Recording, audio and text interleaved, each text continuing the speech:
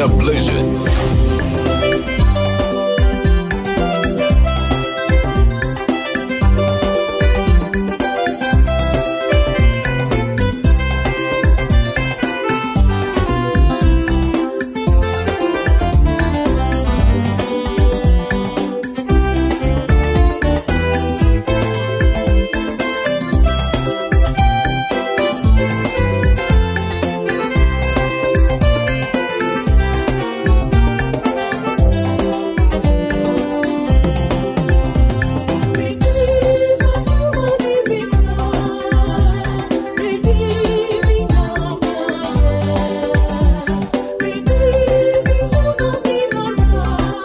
Okoman Radio.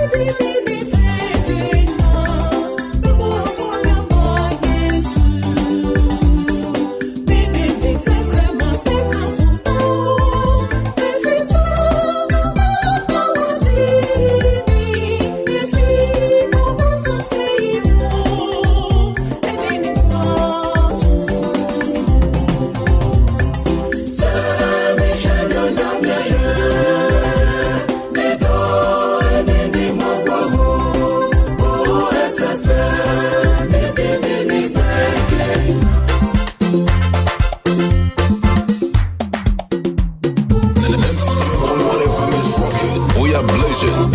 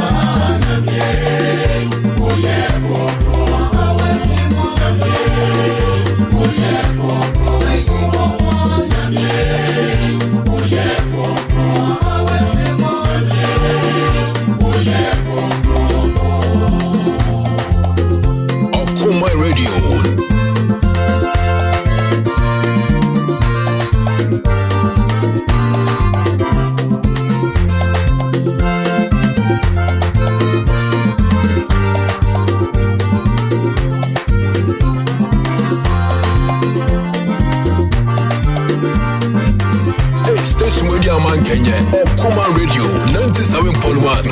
Hey.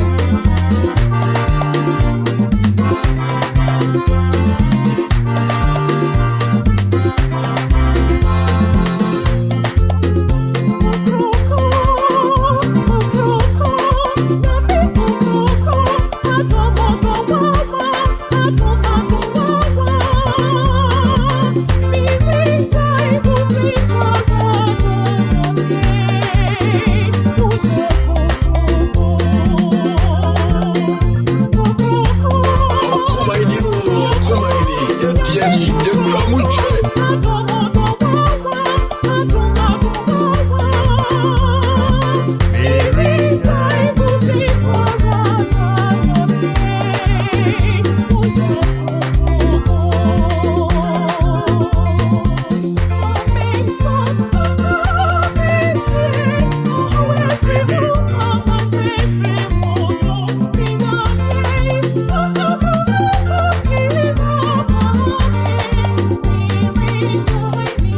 All right, check it out. Just about 60 more minutes to 8 of the hour 8.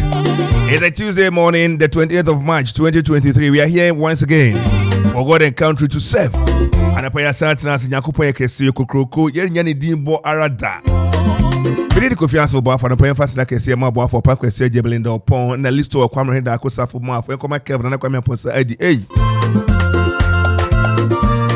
I say, I could Ricardo. I said, Makumum. We are here once again. It's a lovely Tuesday morning. Does the end was here that DJ Zigin so I say and a Mac John Yankee McFadden you understand pay yana say Okoman Bruni edamina so hutin ya da was say no pay we do free na to her and say me bro me be di mun komo ye Eastern Regional Chairman of the NDC Mark Kevo Oliver and I say Mark Oliver Kevo ebia ne obeka bia no efa ono no chairman the indefatigable chairman of the NDC in the Eastern Region, a true friend and a brother kofidie me fitete yinimu ani nimu and anybody in Komosa say when you a very wonderful feat in his life and achievement as a young man and the younger in fact Kofi is almost about being the youngest chairman. No Barima now is secretary region no na secretary for regional secretaries no he was the chairman of sort and then there was somebody chairman science anymore na anymore anybody come and not pay ni say oh hwe na no da krata NDC manyokundi bae at the fa ni mesi of parliament na ebeka ho asem na enro so dawu okugwa eno so say na obi ehye kotokumu ne ho nsem bi and the answer many dear chipas and send me from mobile no many anye threats. Journalists in Juma, we don't threat him, you don't threaten him, you don't show him any sign of threat. And the threat could be in any form, and that's no yam fano trasa many dawu any okugan pen in the betnasi. Na sa ome disanyam rasemono yedo ma she prosifo sa na abrantie no koye story ye solo.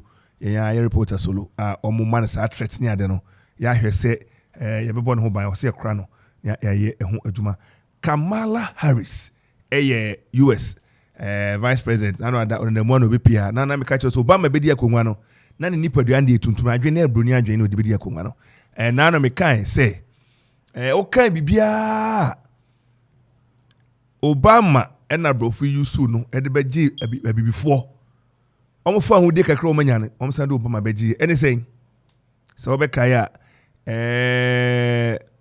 osofo pani Martin Luther King omo kunye for civil rights no ni adima America no na anu ada na Obama ba na fe the Black Sea ni ekun omo ni eje Black Sea etumi free omo nsem enom ni ade obeka ya sa gay semi ebe sorry Obama penso ene ne na mu a na president Akuffo mani anye ho meme de meme ani anye so wani ji ho a esusu ni pin say yen de economy na yesi ebede dokono a entertainment na yesi ebede aburo aduane a dokono akpele banku ekoko yebeti ni adidi enti sebio yebedi saa niema we achi de yefa ho di akoto chacha mami sikana mo de bre ya economy na asembebo amomo e muntimi mo ya sa ge sem sa human rights em de yes so we freedom and in law because we are a sovereign state and when you are a sovereign state o maya wo de wo ho say one that we pursue economic cultural and social all other niema biano you set it yentamo be set my in I'm surprised na ede na na no si parliament NDC fu ani abrede ikrata abede enye nwa say da ma bia say gay gay bill ne de 50-50 ho anko be ko nifa bi bia kire say eyeni a because economic parliamentary si bebre nene na no ma mi ba ye na oyi 100 million bi jasa mo fa man microphone na omo hwe ayi asama to yen na man panisu na number bi kwa na the human right and the law the parliament to do their work. Na no adakra mo say aban minister na appointment minister ablotu edos dodo odi ba yen so makopase NNDC ni panifo be adwa say da bi I was say kamukitam say da bi yesi waate so so wonte so dia ene ye man nko though they are very sensitive portfolios trade minister no asama na Madoko a onye deputy so obodwuma And I was caretaker minister, which is Abu. Honorable Abu Jinapua, or a line minister, a caretaker. You see, decision go on. We swear as a friend, a deputy, we swear as substantive. Into a new idea, must substantive correso. Yajitum. Nti and then Abu Bess obey a friend say caretaker sa copim say why do primitive why binders want to the I am approval. Now that I didn't any let them. Guess me, are we safe as a people? And they made them come. Na ya have seen any Mexico. And they are for quite watching. Chairman, me also. We are Kwame Dako now. We are Kwame. We are Kwame Dako. Kwame Dako, my mom was watching. Yeah, Empono. Accra, Yamende Acheme. You're a young couple. Kwame. I can't see Moon 7 Black Stars. I'm say 1-1. Me wa. And I know that they come some more 1. And just Black Stars a pure form soon as that. Ghana about a topic group no. Group in the one. Group in Ghana, Angola, Madagascar, and Central African Republic, and a whole group. To have one anchor, if you say Obehawe. Oh, I think the Angola and Sinana. Thomas Canada is a fella. Fala, but among the three, no. Angola na. It's a human friends. You're not can the fella. Now football is too much. You don't underestimate anybody. Well, football is about on paper. On paper, no. Definitely Ghana ahead of Madagascar and Central African Republic. You call Central African Republic, you know, you call 1-1. So coming into the second leg, you know, they're very tough, but Ghana Hana on home ground. So now you have a book when you say moving to the Tom Kakra football no, it's around June or no. Now you have our games with if you wanna fee. And any Madagascar, any Central Africa. Madagascar didn't have in June. And now June Musa. Yeah, April, May, June. I was soon be me send me somewhere. Now 2024 our Ivory Coast no. Yet me qualify. But I Black Stars and Kwam, the national under 23 Black Meteors. I'm Sujina Kone and ne. Kumasi against Algeria. I'm so qualified no more. I also under 23 African championship. That is AFCON we seen about we under 23. Since qualifiers on Mubono. As qualifiers now. First leg, of course, was Algeria last week, Friday. Ghana could ball 1-1 with Algeria. Algeria for any banning. We're banning now 1 Kumasi. It's near 4 p.m. Kumasi. Now, Omijina saw Omitable, no Somijina saying. We on the qualification. We're final phase of qualification. It's no wow, Ube lose. There's a knockout. Yes, when to qualify AFCON. It's already here 0-0. 1-0, but the most important thing, and I say, win. We need to win. But Algerians, whenever we about Ghana, need through Kumasi, I will pull up surprise for even their clubs and the national team itself. And Ghana will pull up surprise, but we are confident against squad. You cry anymore. If you more Black Star players, at least one gain experience from the Black Stars, but one age in it is over and at 23, being Super Europa. Also no any side exposure no nti no obobo I think say ebebo nti na no say commentary be bakakra say na ma Black Star no say say na say ma Meteors so na Amanfo sampa because the last time I qualified for Olympic Games was in 2004. After 2004 the national under 23 enko Olympic Games that na you say konso ye to me qualify for AFCON na AFCON no they could remo semi-finals and Sunday bit to qualify to the Olympic Games at Barcelona. And you need the achieve more than even the Black Stars, because Ghana the AFCON just there in be in 41 years. But Olympic Games since 2004, as Samuel Jamoko, you been qualify and Olympic Games in the support ni no. Barima Matthias Nende, yet me ashene qualify to the AFCON. Now you see you could do AFCON so you be here on here was semi-finals, Now just say Olympic Games, and also to me I qualify there. Chairman, and then in some kakra, and also no, I can't club issues, but the most important thing, now let me share if for cow, I could Ziggy team, number boy how this one adapt the as their home ground, as their home ground. Now or down back in you. I don't want to embrace them or Odano na pitch and then it was starting season even at Cape Coast.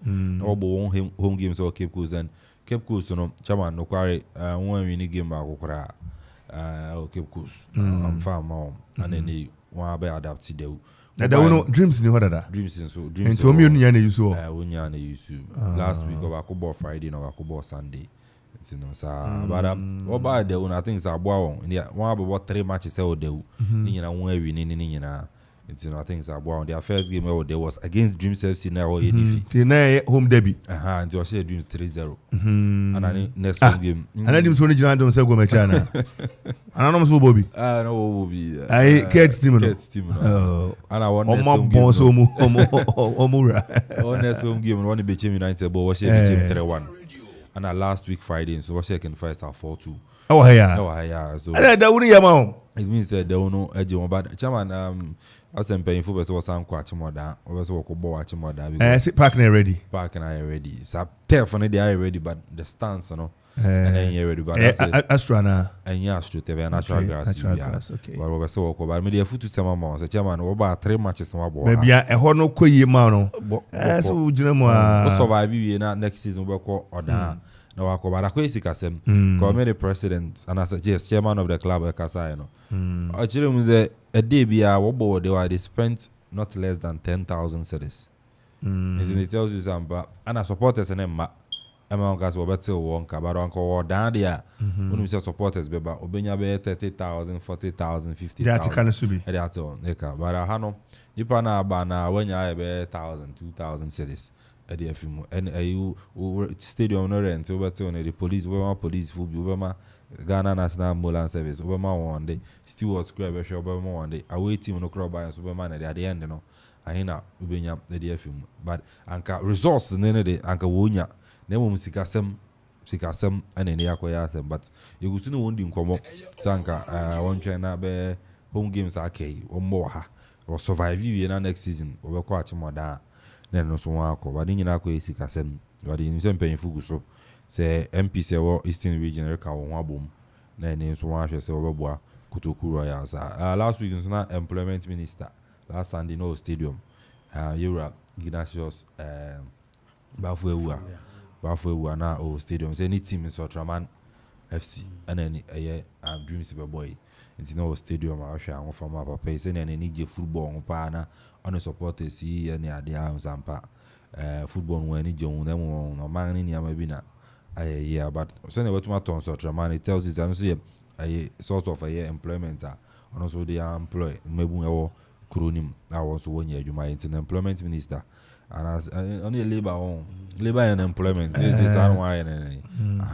we pay more deal no and also more about so the futu sem and so the man mebu award deal no that time na issue na issue next Saturday or Sunday the way we could go you know Saturday na no jofa then see here me permit send to between the youth what happened yeah in church for nyina na mo akwa bi dem was so mutie na me say ohene ba kon ne ba na before then na omakobo ball ewo okugwa de okugwa ntem ho no school for no baby school no na branche ba kon eko kan tokwa na me say tokwa no eje ne nsem na ofezo betimi abranche tiatia no nti ono no obi ani say ono ye guy wo krom wo je say e ba twede bo a ono ye ade ne ade oga ne bi na me refi kakra na abranche so ono so ton replica jerseys wo okugwa aponji kakra ni mo di ono jane baby na say we ne de ntokwa no ojam ne say oji jam no oji ne so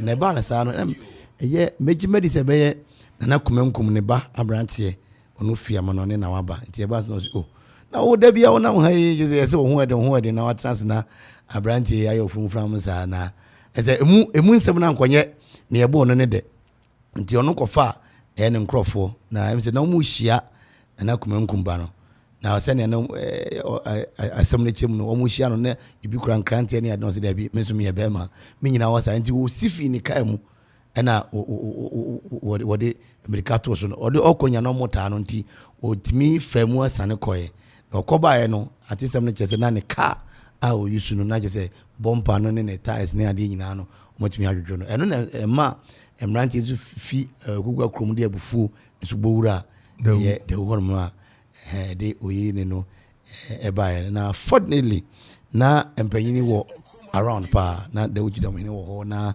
Yura Dambotri na meeting because so DC tomutimi aja na nya asem kita na Empire was there present na mfrɛ reinforcement fi Akuffo duane ade emom be kan abrante ba kwa nnura ode mini solo bae ewia no ye call a solo case no no driver ni ode bae no say omuhia no keke miwura poa ye board driver ni no enya asem keto na chi 7 ne to ase ne na ho ne ade nyina no na ehu titade na ekwa ye bibi ti se wo ye dawuni o wo ye okugwani o wo ya abrante no kwa de hia wa na say ye de ama nti kakra ifi wo bae eno na me giri se ensaka nipa mienu na kwa me say we de abrante ba ko no benim no ayipa no bo adadam wo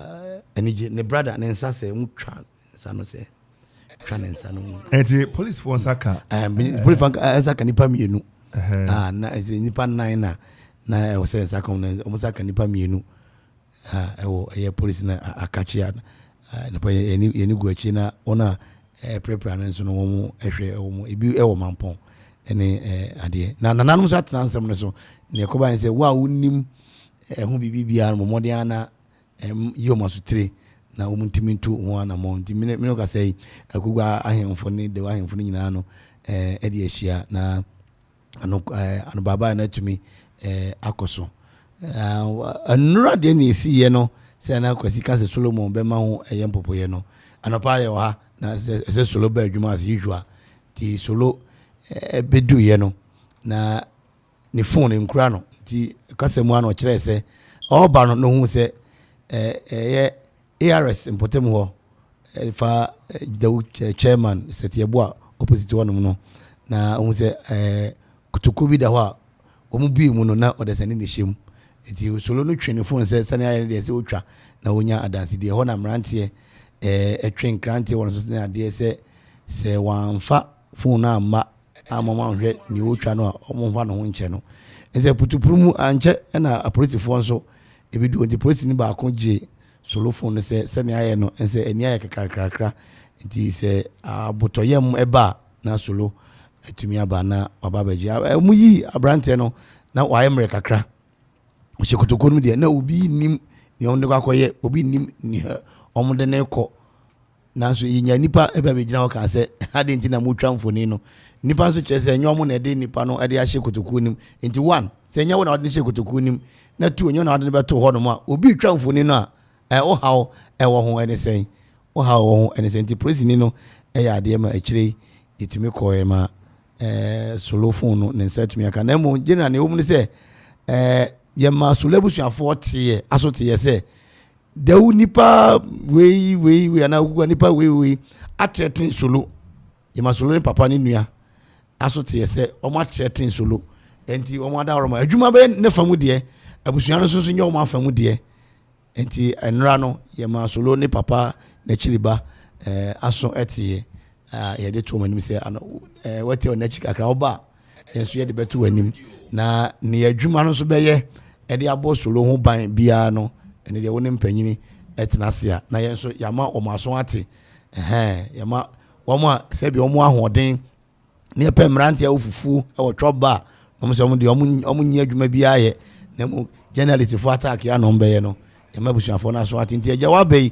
ne wo achi no no wo ba solo ana ene oye na adwuma mrante de hu de manti kakra to fam ene no kwa me da senra minya sa entie no em se minisolo kasae se onkana ko antime na ehia be hwe na ya hwe se journalist ye na adwuma so man kwan no ye na adwuma se bi ye ne ekotie ni abeka bia kire etiefo ni ahwefo ye be hwe na ye di ho enkomo ene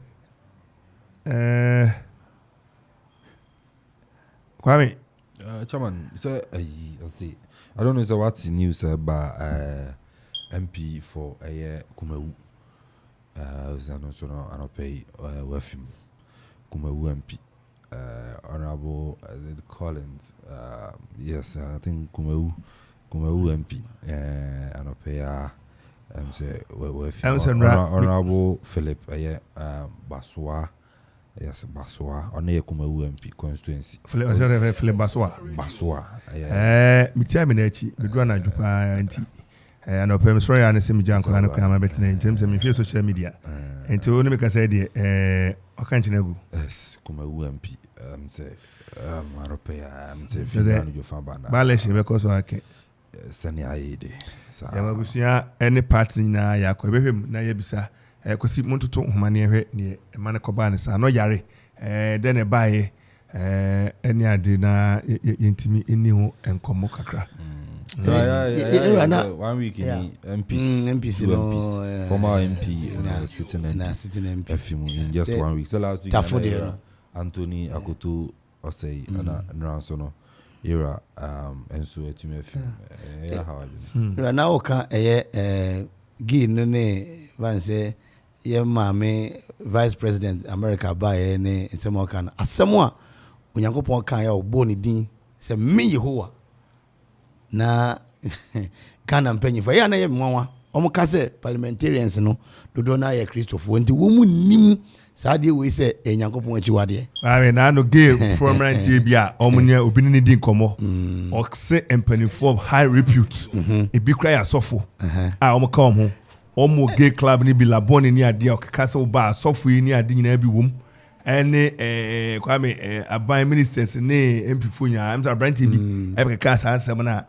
but ya de ya babo ya to ho ban ya fan ko papa na kan na yi imano osanto so tu ni adaje yenko di etagro ba me so kaya me tu ni adaje o ka sa won say bi say ni mu bi na ke bi an ka so tu eni adaje a yenko di etagro chairman unti ibu ana yemu bi say yerin but yenhwe yemma yanena no ma ereba ni nuanom na de wa be hunu say a normal thing kwame so onim eni ma bi Ghana for ye ni na ho dem yam kas ye to know Ghana for that's a word ye minim hwehwenim eni to know dem yam kas say bedwam hantan fi re ho onam kroma kuntan kuto ko ni fi oni wuti kwame oman bia peso tumpo a ji wudi wani eto sadie we na me say even your nutrition aduane ayedi da ben want to say ye hu bibi say kwame okogwem a kan ne esin kruma odin kruma osisi be ya enye okay enne hwema chese kruma eye very medicinal obi kro diabetes say so twa trinity no de tusum madiache no ma etimete no so ahu kwame bema odin kruma ne ma bi wo ma eboa ma sebe prostate kra no entimi mba ho kan yesu odin kruma osisi be ya de enti oman no ka se bi kwame beba yesu di wo eche benya kansa dokono nsu di benya kansa enti ye local dishes no food no how are we even promoting say nutrition dawadawa men ko bo company bi brand no ka se me say ne brand ene enkrofo posegu aduanem no ene dawadawa de we ne e se kwame idni enya hode dawadawa no that how do we see it and then obi aka obi akire ye betra ho ani akobo obi pa no the research about dawadawa kra anya wo ya obenya bia cancer na sisi if it nutrition ye duane de enya din o kwame ye didi unya emore o kan o koyam ne aburo no wo de gunsum na de be na nsa na adon machine atimi aya mama o mpenisa na ya no emono so a wanya akple kwame o don wana de so be na anu ana a day or 2 days kwame na ferment kakra keke na wanya banchi so yetwi na de afra de nchina afra o kan na da na tete wanya banku eden de nya di emutu unya de mususu man sokom ye uwi ase nyina kwatim tete ase ne bo wanya duane kwame broni ye duane a brobre odi ahe Chinese one especially odi ade tuntum bi soy sauce kakra begum odi ye duane de nya den woyi makomienu jeni kakra tomatoes enchine watwi odi banku ibo mu a oni die mo no kono beto odidi Kettle School Boys odidi ye de ne nya den o and kwame ye fa na me say Kettle School Boys ye ka nutrition was anam ni mo a we have to even promote what we eat enkruma be ko gwemu no e won kentem sisi ho e won kentem o kwame o hu na no pa o be ka se enko ba bi be do anwa be ko na kentena empty na enkentena nim e fa hin ni odi ko enkruma banku kunte no de ko choba aton banku no de ko nkruma fro enti won say ewura fie mu 2 6 5 6 10 6 na asa me ka je ne ye ne alata je ne di eba kwa ne de chena ma me nye me kana alata fo bi wo nchen antia mi na no de mai kwa ne nye ma me da gomba ye no ne ti ati bi zongo ma me da gomba ni antia mi ne kwa me o de ne me se nya ne mpe tabe shilot kitwa no friend shilot charlotte no bin french eno me hwehwem ne de akokon kwa atwi eno ne yusu se na antia mi na de alata fo je je o se friend alata je ne ni ene bisa se kind na need ne wen fa yeah ye jama no ko ene ko dwem krom ntimento ne bo eno sa ne edi o you couldn't preserve it say yama enti obi pia kakra pa ne agya ye ho mu obi pia kakra pa ne agya ho mu ni aso ne agya tum obi pia kakra pa ne agya tum alata je na ma typical example alata je ne ene no na abeji hini o ye de dada need ne kwame ene saje ne so omkra omdua dodo na o nije ne ade o ne de aba beton de amaye ne adi ne edi ye mobo in sa game kwame me see a better ye ho ayese ma no discuss be formal room say the parliament bill in a president can say era ye de ye so sansem ye ho na achi yen sika asem na enye na so come ne ye de ne de enye din ba ye kra is nsi edi ye ho ho ye na ka edi emu yetim de anwa dada emu sa se anwa mu ne edi bo fruit ye de ne de enye din o ma me ye gari kra de nsugu gari ye eba ne ye di enye din enti ye duane na ye hawo enti saa sika na mbe man eni ade eni number chain enye dia saa human right am na mge ni ade ade yes so you're right as a sovereign state we have our values and cultures we have our tradition we frown upon it look at Uganda Yoweri Museveni what the for was it there was no way Professor Mills was very clear on it enti I don't see why the name say parliament kwame ni see parliament now which say Akropong borrow parliament kwame Akropong parliamentarians kwame $5 million I could do how so much to about $5 million. Somewhere last year, but today, say, even Honorable Sam George, say, it is PPN. Even in your penny buka, even on BBC, he was interviewed live on Sani Amo. And chairman, let's be honest to ourselves. I remember era the former president, Flight Lieutenant Jerry John Rawlings, Okasafa, era Akuffo, Ekan Wasem. Here are Mills, Ekan Wasem, and Papa John Dramani Mahama, and so Ekan was, and they were clear. And and kind of young religion, even our religion, both Christianity and Islam, and support it. We don't want it. They were clear. These 3-4 people were clear. It's then now, Sebi issue, His Excellency, the current president, the sitting president. Nana Danko Akuffo do nkwan say obe state in clear yempe then nisi wo nkwan and the most shameful act amenhu in our fourth republic that picture na who Jubilee House no and now they na call us chairman what about defend this share dia national security officer bi edema me kan dia chiro me money din me bra pani pa I say good morning. Some members have been calling about alleged decoration of the seats of government with LGBTQIA+. So we took steps to investigate. Our findings are that because of the historic visit by the U.S. Vice Kamala Harris, the whole Jubilee House was decorated with U.S. and Ghana's colors as a sign of friendship. Findings are that the frontage of the Jubilee House was also decorated with a beautiful lighting system, with one side, the right side, being Ghana's colors of red, gold and green, whilst the left side being U.S. colors of red, white and blue. Please do not panic or believe the architect of disinforming and propaganda that the Jubilee House has been decorated with LGBTQ colors. God bless us all. Live long and prosper. Kwame, I do a media to platform so ko info box nim. Obi won info box nim na ebisa won say you see now can say historic chroma. Okay say Clinton ba President Rawlings Brezo. Yeah. Okay say Obama so ba. And the vice Kwame historic in the way. President the question na ba. Na vice ba na historic Brezo say historic. Kwame. US president for ni ababa. The vice president blue no mo kano. Yeah. Red wa ha. White bit say okay. And I move violet o. Move violet color no be. When you blue. Yeah, colors when you blue.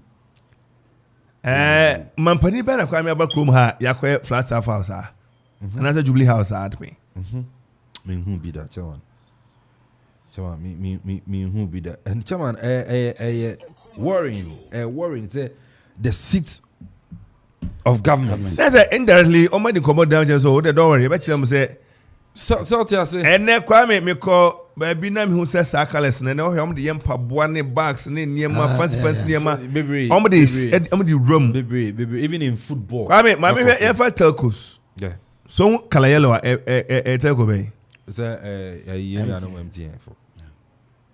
Who blue eye color baby? Blue no yeah. Tigo. I tell Tigo this is. Kwame, into colors are very important. Yeah. Colors. You color way and you say very important. Me na mention Akropong from my Jones now color na show on friend gay pride we away or there be be. Was hey, my mo bia in pabo to go to for pay. Enti omo pese ye na ye gitum say normal e kan ye ho.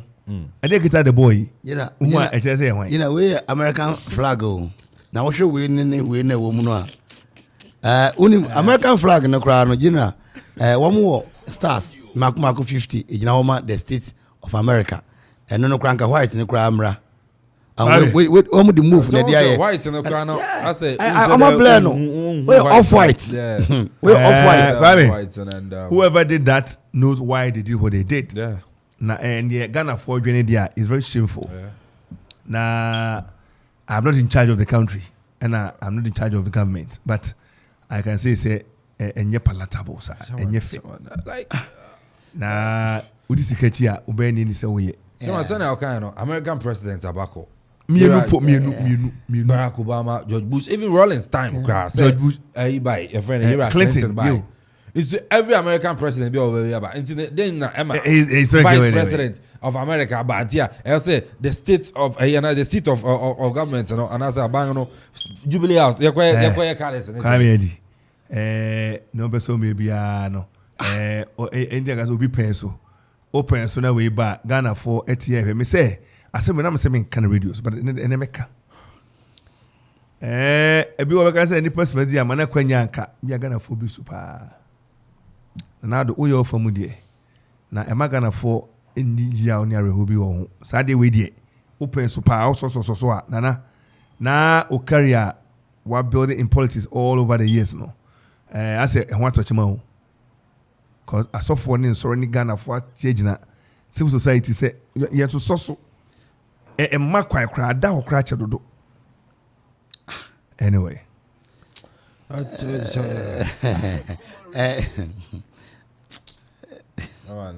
don't know, but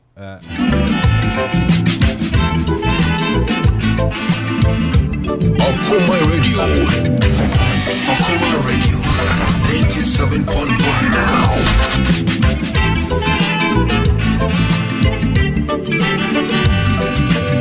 Yeah, baby, I pull it, baby, I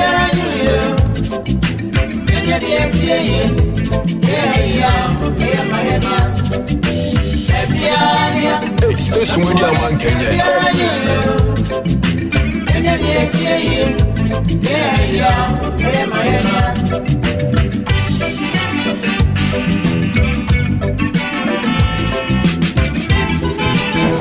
Okoman Radio 87.1. Me and come on, say, man.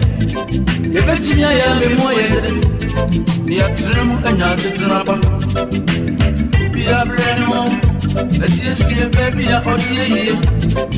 I'm good out here. I go baby up our yard dinner. Let me about home. Who did that one is a movie. Not go very good. And I go to the days no more. Baby, go run here. Oh, bet you know, I'm a woman, say. Don't send you by all the day. Them won't say, and this I won't say. Okoman Radio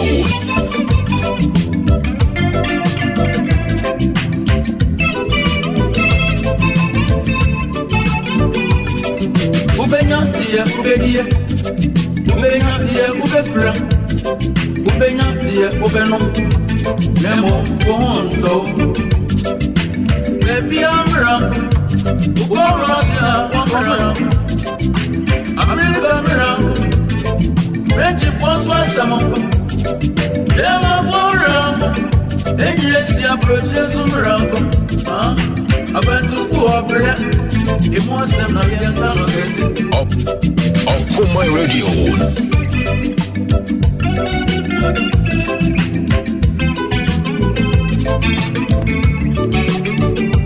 Anana ampo for J or set up when it babia nyuje. We baby atia ema wananado. Ade we de emien kekan ko achiru kra na I don't know but Kwame yeah try sense Rebecca Moses for morning a lawyer na on so what me actually say omna was a coalition for proper human orientation human sexual baby okay sana you know yeah we are trying to get through so kuma so and the producers try to be your opinion na kasa anapai ye hwe na Kwame fa we back me no twam na ye ko akrata no na bon krata na ye yo ene na anopai no ne aba no se me panyi bi na kan asem se wo yo panyi na wodu mfia no na wodi nkyene me emfa bibi bone enya nkyirima na opa chese wohwe na obewu a enye ma nkyirima ho entime nkyewo mo yesere mpanyini turumu de nkrasam enye anopai ye tumirika na yakọ eye JDK Adom Enterprise womo ahweye JDK Adom Enterprise womo ahweye ewo mampon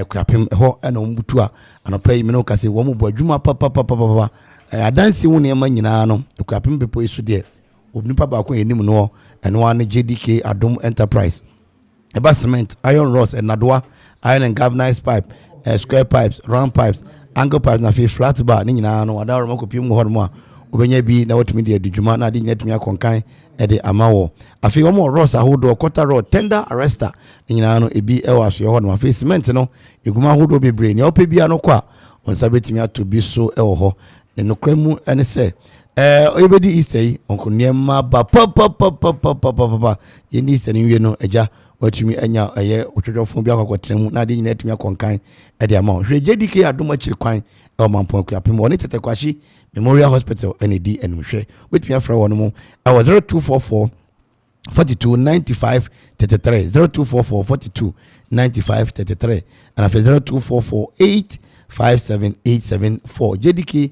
Adom Enterprise adansi enyina ehene baako enne no a woboa ye me akonkan the boy young share na yewuram awaye La Decna Gracefield Enterprise na yewuram wa La Decna Gracefield Enterprise dia na je say ni bibia ye disposable bibia plastic no eho ana ni yekoto enso no atumi ade afi so pe take away packs anonso ye obi sanso na ba no polythene bags enso a ye obi gift bags say ni ukwa akochi obi ade na ukura wonsa no sana aya na enso ani enyefe enye nika pa de fashion odo be sha ade mu ne no nipa nso ne ni asode a uko La Decna Gracefield Enterprise your gift bags no enso ho disposable bottles cups and spoons yatombi soup bowls yawo buckets and plastic bowls and also yatombi tissue papers and the choba afu emuntie enye fi ne beba na yedidi ewi ade yasi tissue asa kotono dodo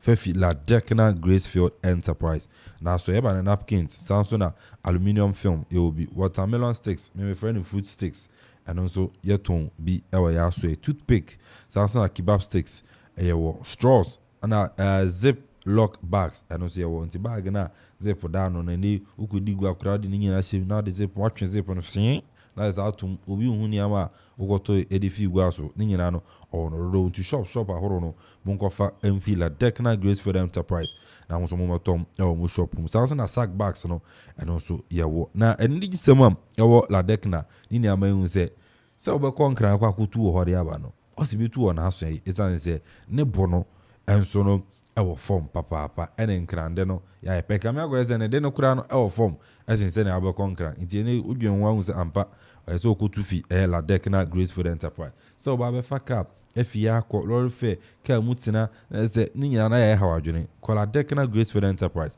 na kutu sani ama nyina efuo eba no retail ana afi nso no wholesale odi ho adwuma nti no yawa latte junction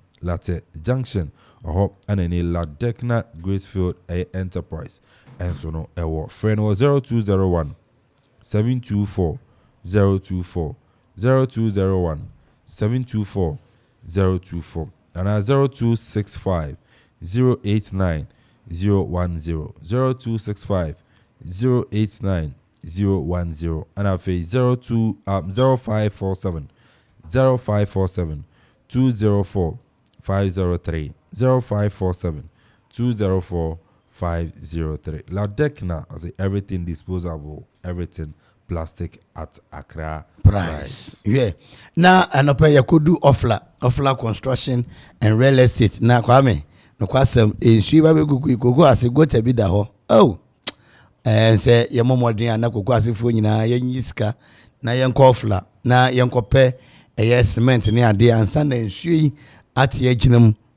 Oshibia na ompotema wono ensuo ni gata ni ade how offla se bomodiana bra oba anwea ene abo ena ohia obema obi kama otimi de dwuma no de nyatimi akonkan de ama afi edan ena wusia edan no de se wanya eho ne mapapa ya na ha adwen ne ya kura se woti dem na kwa me dan ebu na uni dwete wo ho enti to ne mapapa ne preko na ade nyina ntumi enkonkan fama ne mapapa no asoe ba ko aye to no offla construction and real estate wo ma asoe cement iron rods and nadwa omoni nyina bia fe general construction na kasa no omutumi yese yensi dan no fie ahyase akopoma wiye ombe ne kama de ma fe real estate developing and so omo ye ne kama afi truck ya de twen anwea ne aboyi ebi na kasa wonimuka osi o makwaje pa bienu miensa bi minya truck de ko di dwuma no de esida I say yeah bana instrumentalist akwa high instrument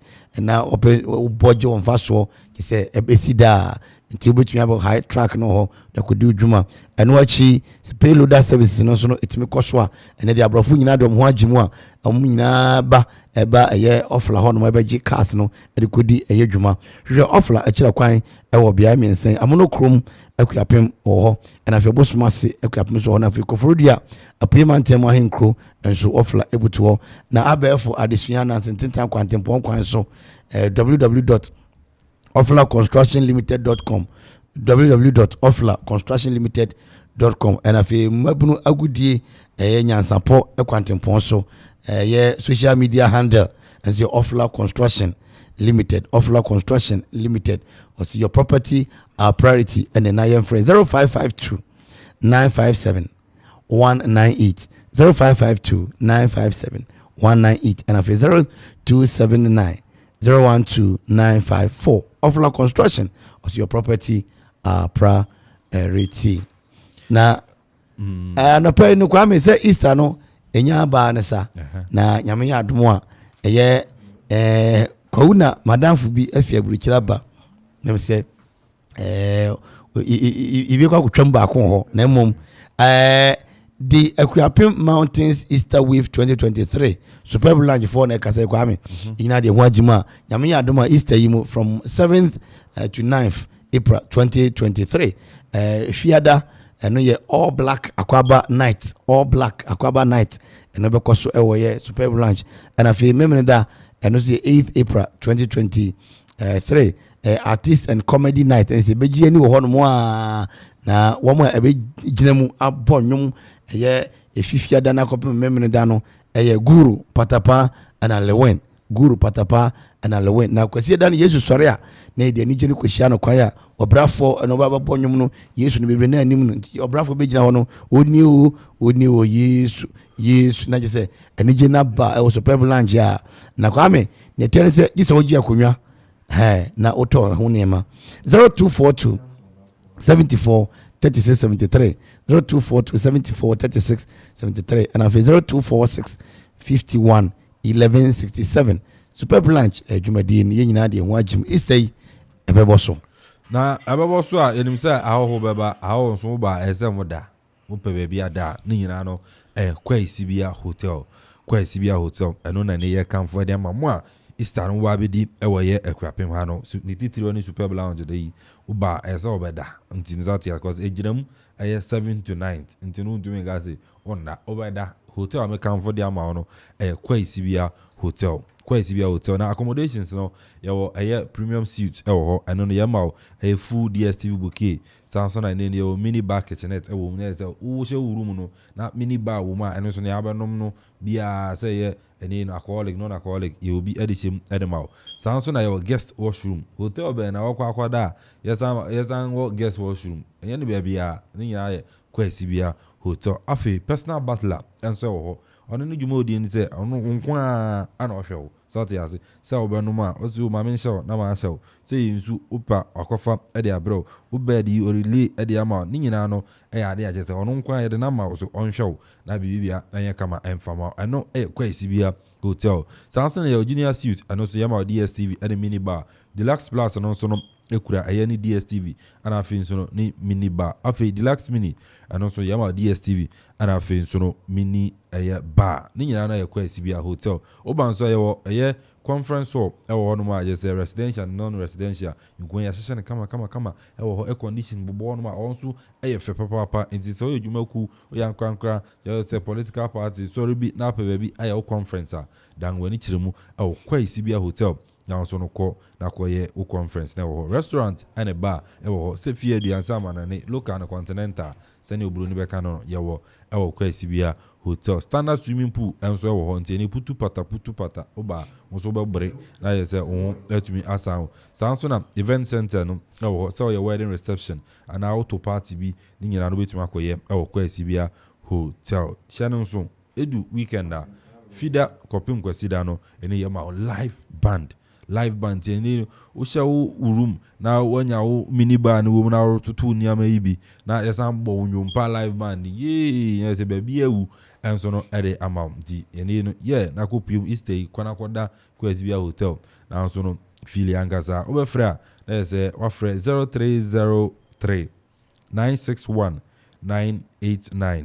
0303 961 989 and 0200 083 434 0200 083 434 kwa isibia hotel yasan Akropong-Akuapem Barbados Street ho ana ne kwa isibia hotel yasun yawo ufi manfina atwala tajanshi uba wani mpe wonze yen signboard ni si unifa na se wafa ho sanso na Akropong na arokon so signboard ni si ubenkum na se wabu afa ho na ni wakoda kwa isibia hotel na so na se wa filiste wa na wo we ba nyina akwani yeti kurumu akwa yaroko na wo obeba ntine se eni na no so ano no yintwa enwumra na afa dwumadi aka no ento aso Okoman Radio 97.1. Say you can say Dominion Herbal Powder Emma immune system and then kwabo wo nipadua mu ne yeden na ne senti wo tadi yare sun kunimu a ehu adanse bi ni o adron dey fine pa manum bi tina me di ho adanse no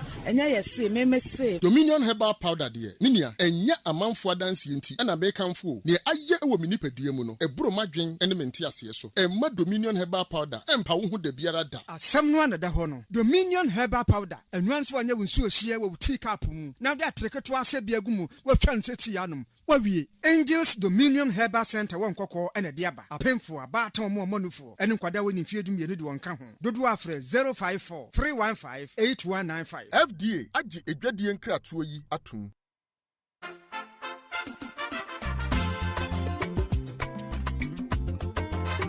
Oh la la! Ofla Construction Limited Company for sure. Kaiser Ofla Construction Limited Company in penny for say. Enya cement ni blossom kunu waton. Ubomodia di weni choma share. Gubenya eya building equipment. Sambiro person do call site ahodo. Concrete product. Anafo omo supply abo anwea. Anafo bibi biara wo pebia wo building site wo. Kaiser omo so dia into real estate development and so. It would dino person wo peja in tempa. Wo fra Ofla Construction Limited Company. Wo bejo so. Fu ani chiro obosoma sie kwapem. Amono Akropong-Akuapem, Kofori Fridua Asunjay Junction, Wasabeka Offla Construction Limited Company from I was 055 295 7198 0594 635656 050 280 8992 and 027 90 12954. Book on social media handles in Offla Construction Limited Company. Once I Erekomo, Kaisa we free delivery. Baby, I will be in phone. You never quite down tempera. Say Offla dia and there you are not building. Kayo, say Offla Construction Limited Company. Your property, our priority. Okoman Radio 97.1.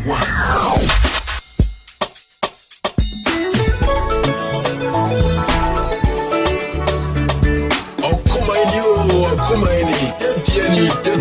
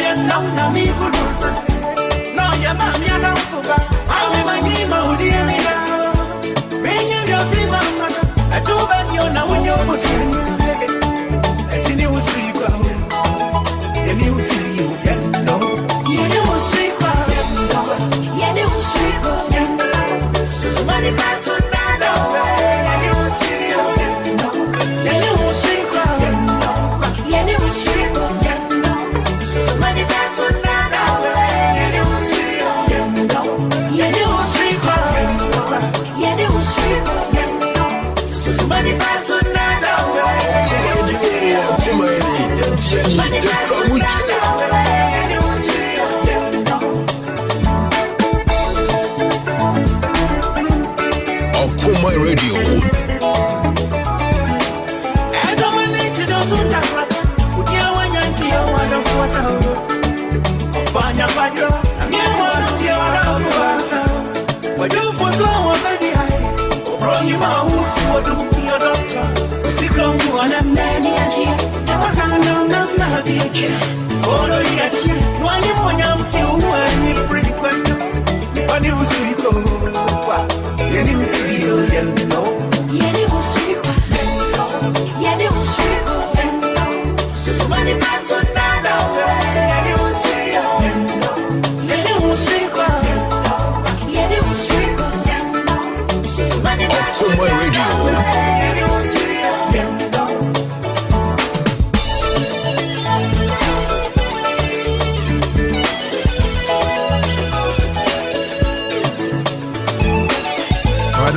That Lumba he calls us one, you know, Srekwa. You know, Srekwa, you heard the man, and see Pinu. Sheba, you know, I ain't gonna say. No, your mammy, I don't papa. Mammy, my name, I'll be every down. Man, you are saying one was it. I go by the owner when you're saying, you know, Srekwa. You know,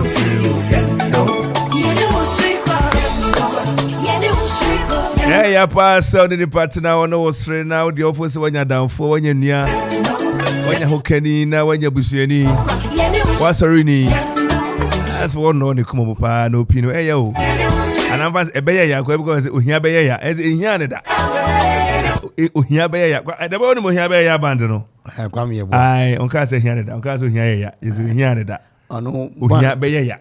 Band baby or Bob and Fan, oh, you was on also Casa Yano was a bear. Oh, just a butcher bear, just don't go butcher that. Because a butcher finds what got butcher that. Into Uhia Bear. That's a who yada, and yeah, who be that? And I come here once and you who be that. I was the kind of programs or Bonois, a baby. But never panic, take number 2. Okay. Only Papa no. Cake number 2. I want to born you more no online channel. Is it the phone back or born you more no one person or lunch? And the end of them say na on your concert. Papa is it Unina Kinuna? Also on one fact. The beginning man couldn't copy his card. I was on for the beginning talk when him copy his card. Maybe on until no, he never staged a concert. Right? Yeah. So then candidates a Akuffo in a can answer. I say, we be saying, Nana, as do ya, as we are can. Father, Amanfo but I grass here or dancer wouldn't me patch out. I hear all that. Wouldn't me patch one can be done. I will be a here the piano. Wouldn't me patch out. Yeah. You know, someone has then candidate campaign James say I slow also. Ana ebisa say nana say onya ya some yakeka Amanfo neka yeah say onu hu ye say hu ye say onu ja friend papa be president anti no era me call program bi na misia chebi for boys be baby chebi for boys nkwa wasa na ayi presidential reference diary no kwa ka say ho ne ye no na so kachi aka fie me no na dem uchire ba ko ne kakra na so bo mi aba e be ba o so ba se so bo mi anya ba alan be o so bo mi aba e be ba chebi for boys as I don't know kwa me bi ti say be you anim kekere na ko ne aka ne jama e na ba ko dem so fe na o guy ba wo satachi apa wo fa no so mo fa we so fe na so wo say ayi we get be fast. I'm say, hey, chebi for boys, no guys go and be good anymore. And I'm say, unim, mon famille come home, mon famille me din come on, mon din, ona, mon say me so me dem. Kofi for that. Anyway, so le ba channel pay. Chairman pa chama Johnson. Na ada one man man share na ntimi sorry ana. Ehu ato so ana. Oh, chairman David. Oh, we are with you, Yakopon ka so. Yeah, and now no enyantie say name bi koso ntokwa bi ewo dawune akugwa ansi hɔ a enra so ukopie so na mmea ba ko mienu bi asi obadansa na no yɛka hamane so na yakodi nkomo na yaba ni Moses for a morning lawyer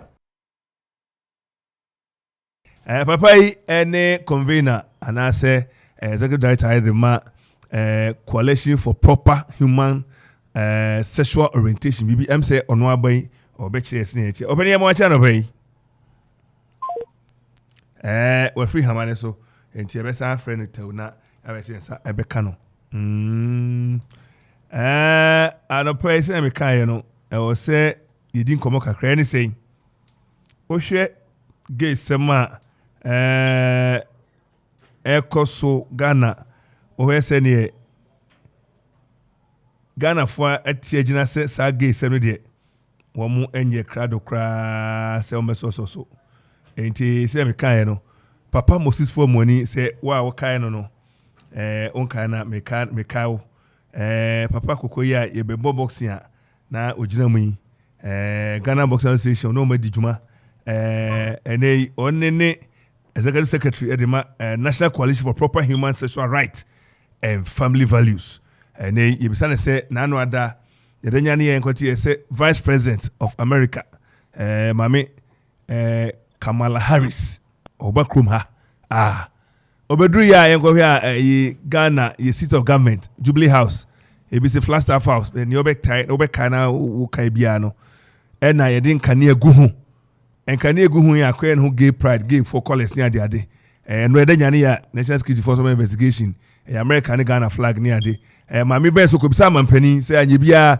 gay sam na kosi sen mo yam hoden mo so mana mo so mo ho akire mo kane mo ne me yama mo president say ne ho popo me pa chawo ade ndi ni me ho parliament me hwe se on be bibia kama man say ka bibi na me hunu ka ne ye na me 100 million bi na me fama o na fa ntwada so a wo ma ekoko ntokwa ne ade no ene na me di kan dia prapra kwa mu so better from medical president be 100 di kwa enti Abani fo wosre Abani fo bani abache where you papa yanisha where you papa watch us all journalist why are this that's it Abani abache de ba emo akwaba mejo so na me tia woni wetie fo nya catch producer say stations FM no from Enrano over 200 until me panicha onya abotre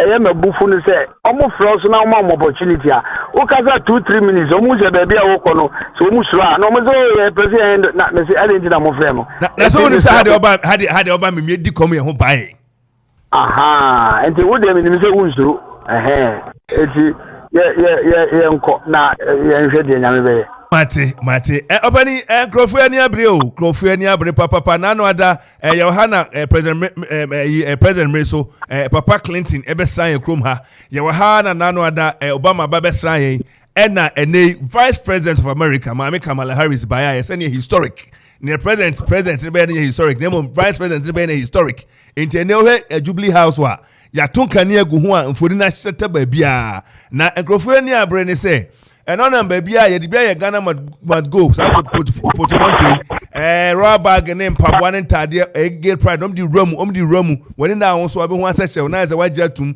na omtwa photo om ze kweze Ghana fo ajatum and the city of government ye din kan egu ho a red gold green move one a o hwa de na gay pride colors obi nkan kire ho ye yama hye wonu photo ni bi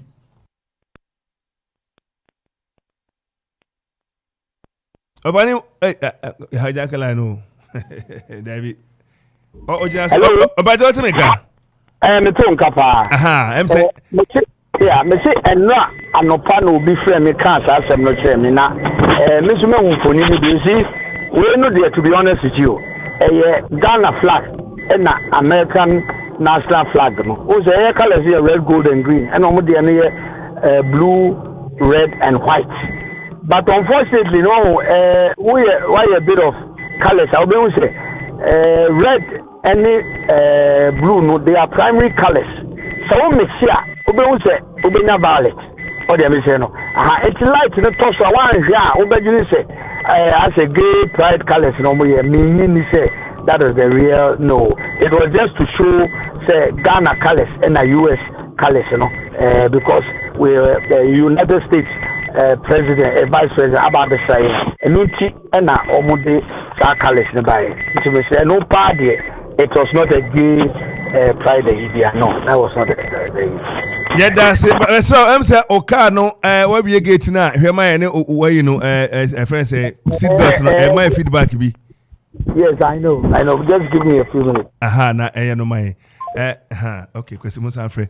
Or just say, I'm say primary colors, no blue, ni red, ni the way shine. Was it in the way? White, no, any share na American color. Lemon violet in there. I say violet. I say national security for a day. Science man, the bar no pan by assassinate working ya. Just to show. Then yes, to say be a president about, and vice president historic. Any you to say historic, sir. And I say because the first vice president of America about historic and answer whatever it is. But colors no any or dick any yakose so and akose ebia say the car can say o me bia na enyo intention no intention so dia ene yakopon dey wo home enti se ne wo kan yefan say se ne tinin se ne tinin na ye hwe say maami ba yes mo bi sa mampani anu yo de maaye no so ani ana o sad no parliament parliamentarians na no nkoto abankrofo so ebuofu say they be and come be pinini ade yes I bisi basa solo answer ya mo achi bi o mejo so chairman empom today about the atom ahoden wo ho bibia ho confidence wo ho na me atom akukuduro no ya wo ho o se be anya atidawu me wa okugwa akugwa na oti no ba me ma me free dawu nti hon de advance on trader so an sa na eno ade ni siye ta me da se something na ne say anopa nim na me siesie me hu wie ya me bebe adwuma na me nya hint ne say ya chichiri obi wo kotokuom solo journalist me nya signal na me nya intelligence na be cat it bro for sa vagabond kwa me venture don't venture me vagabond me nya hint na be say o venture me na ba venture na it bro for say me nya hint no the boy where you that is bro my word is my bond I'm a good man to slap you I swear say we are treacherous go where you me nya hint journalist we are camera boy what do you mean Mimi what do me Mimi what do me oswondi watam what do Mimi what do me Masa di ko minya nte yese ya chichiri obi wo kotokuo meda ya dan ho no ba bia meteno ase ho nti na mehwe enipa e pufri kronim ko hona do bejim te na Mr. Penny amenete ono na bom amane no na me se ete sade ya me nko na adwuma yi ayeye ya me nko hwe ho ya ko ho bi ena me ko ye nti me du ho no mo no na no kresa ni aminya ne nte no nipa no hye kotokuom ene ya chichire na no ya chichire kotokuo na no da abebi ase ede ko daw asie ho nti edu ho no mo na okugwa asambre man okugwa hom kita asambre members no mienu nti baako ona bujew no wo ho no eka enipa dom a na atwa ho ahia nti ebisa ase na police for wen afro police for no so afro police for be 30 minutes kurani almost somewhere baba still ba mbedu ye so na den akwa nso no obi antumi fa ne sen kokan because odo nsa kokan be ka se wo na ukokọ ye ya na sa wo na wa ye bibi ti obi a ba twetwe mu phone twetwe mu phone sa no mu ye twa ntimi nso me se me ye video ne kakra ntimi di kan ye video ba ko na nka me send de amazigi na manu message achire mu ni esi na fe report bi wo ho a na ma ye de afa hu ntimi di kan efre bella Emma Bella crachire me say we be do office here am say the on for office no gas on di nkomo nkyere ayo mo office ne say ni asi e wa ha ni ti say ni eti bia no nkomo bi wa kyira omo frame na ye ndi me so mi gusu di akyire ni ho a me ne Bella ka say we pen na police for no e ba be do ho no tina ho a abra okodu ho de na hu ne ye me kodu ho ne de mi hu say nipa ni hyekotokuo nim ya chichira no ya chichiri kotoku na no ono hyem no pre onwuye ohome nkakra dabi na no ye ndan wo se kotoku ne bibi yo wa moa no ho ahyem pa nti hu se kotoku no epeja kakra nse okeka ne ho ohome ye nti na eno de no da ho oda yura nim ni mi bisa se hwan na be hu ye mo kire me se obi na no wo twam akọ afuom ana ofa side wo no hu se oda ho ono no to back to efie ana obebo amane na fe adom no efuko the police phone be do ho no na omo ehya ase se omo be yi na free kotoku nim ti omo ye ni na me take me videos omo so omo ho so ebe take omo so take nti anfo ni be free daw enso e baaye na daw mpanyimfo ni bi eka ho na mbeka okugu asambere man no enso ye ho na fe kromanfo a omo atwa na police phone yi no e de no koto omo pick up om de ne baaye no enso ye mu nya yi ni free na oshatare no oshatare na kwatrekwa obia na barima wadi mfie be ya he ni mfie ne de wo hwe mu a be 20s to 30s mu na oyobia ofri san kroni emu bia mu ye no police phone beside say hwan enimu no wa around obia so mu enimu no na okasa wa ya mere ntontumi nkasa wa hye mache yo obia so onimu no na emom achire ni na nkrofo bi enso san kan say oye sabisa bodamni oka efo a pura bodamni yo oninam na sentem oninam patam ono na bodamni ofiri potam na say ofiri ba bi na be pie ha sani omo kan ne de na utum so ofiri ba bi na be pie mu ha na nanta na be pie ha yo yesi dan bonye di na nante ne wo mu no yo ndi ya sa na obi say ono ana de no ho ahye mami kan ye dambo be edin mi mo obedient dambo be edin kwa be kaka dambo kwa be do osre dambo be edin yesi mo na nante no na do be say keka mo na nante enti ye ni wie no amde no koto omo pick up police from the koto pick up na me stop me the video no for human dignity omo yi no mo shanatare omo de kotoku ni chechere no na immediately na mesre mo nipa na ho nyina anka obia se ebia mamenyi me shirt kra ma no anka obia bia sa na efie men ho efie wo ho na anka obia so nkofa ntama kra meka no so anka obia on say Ghana mrachre se wadwen se bio eye dwuma na obia dwen nya dwuma okova ne na dajam enti na sebi obia wawu ntimi nkata ne ho enti accident sinentuma ni ho a tabro dura na ngura digo so kama sine be ya bia na wa fe na no ne hada ho ne adenti na eye omo no you see Ghana se ne akoba ne social media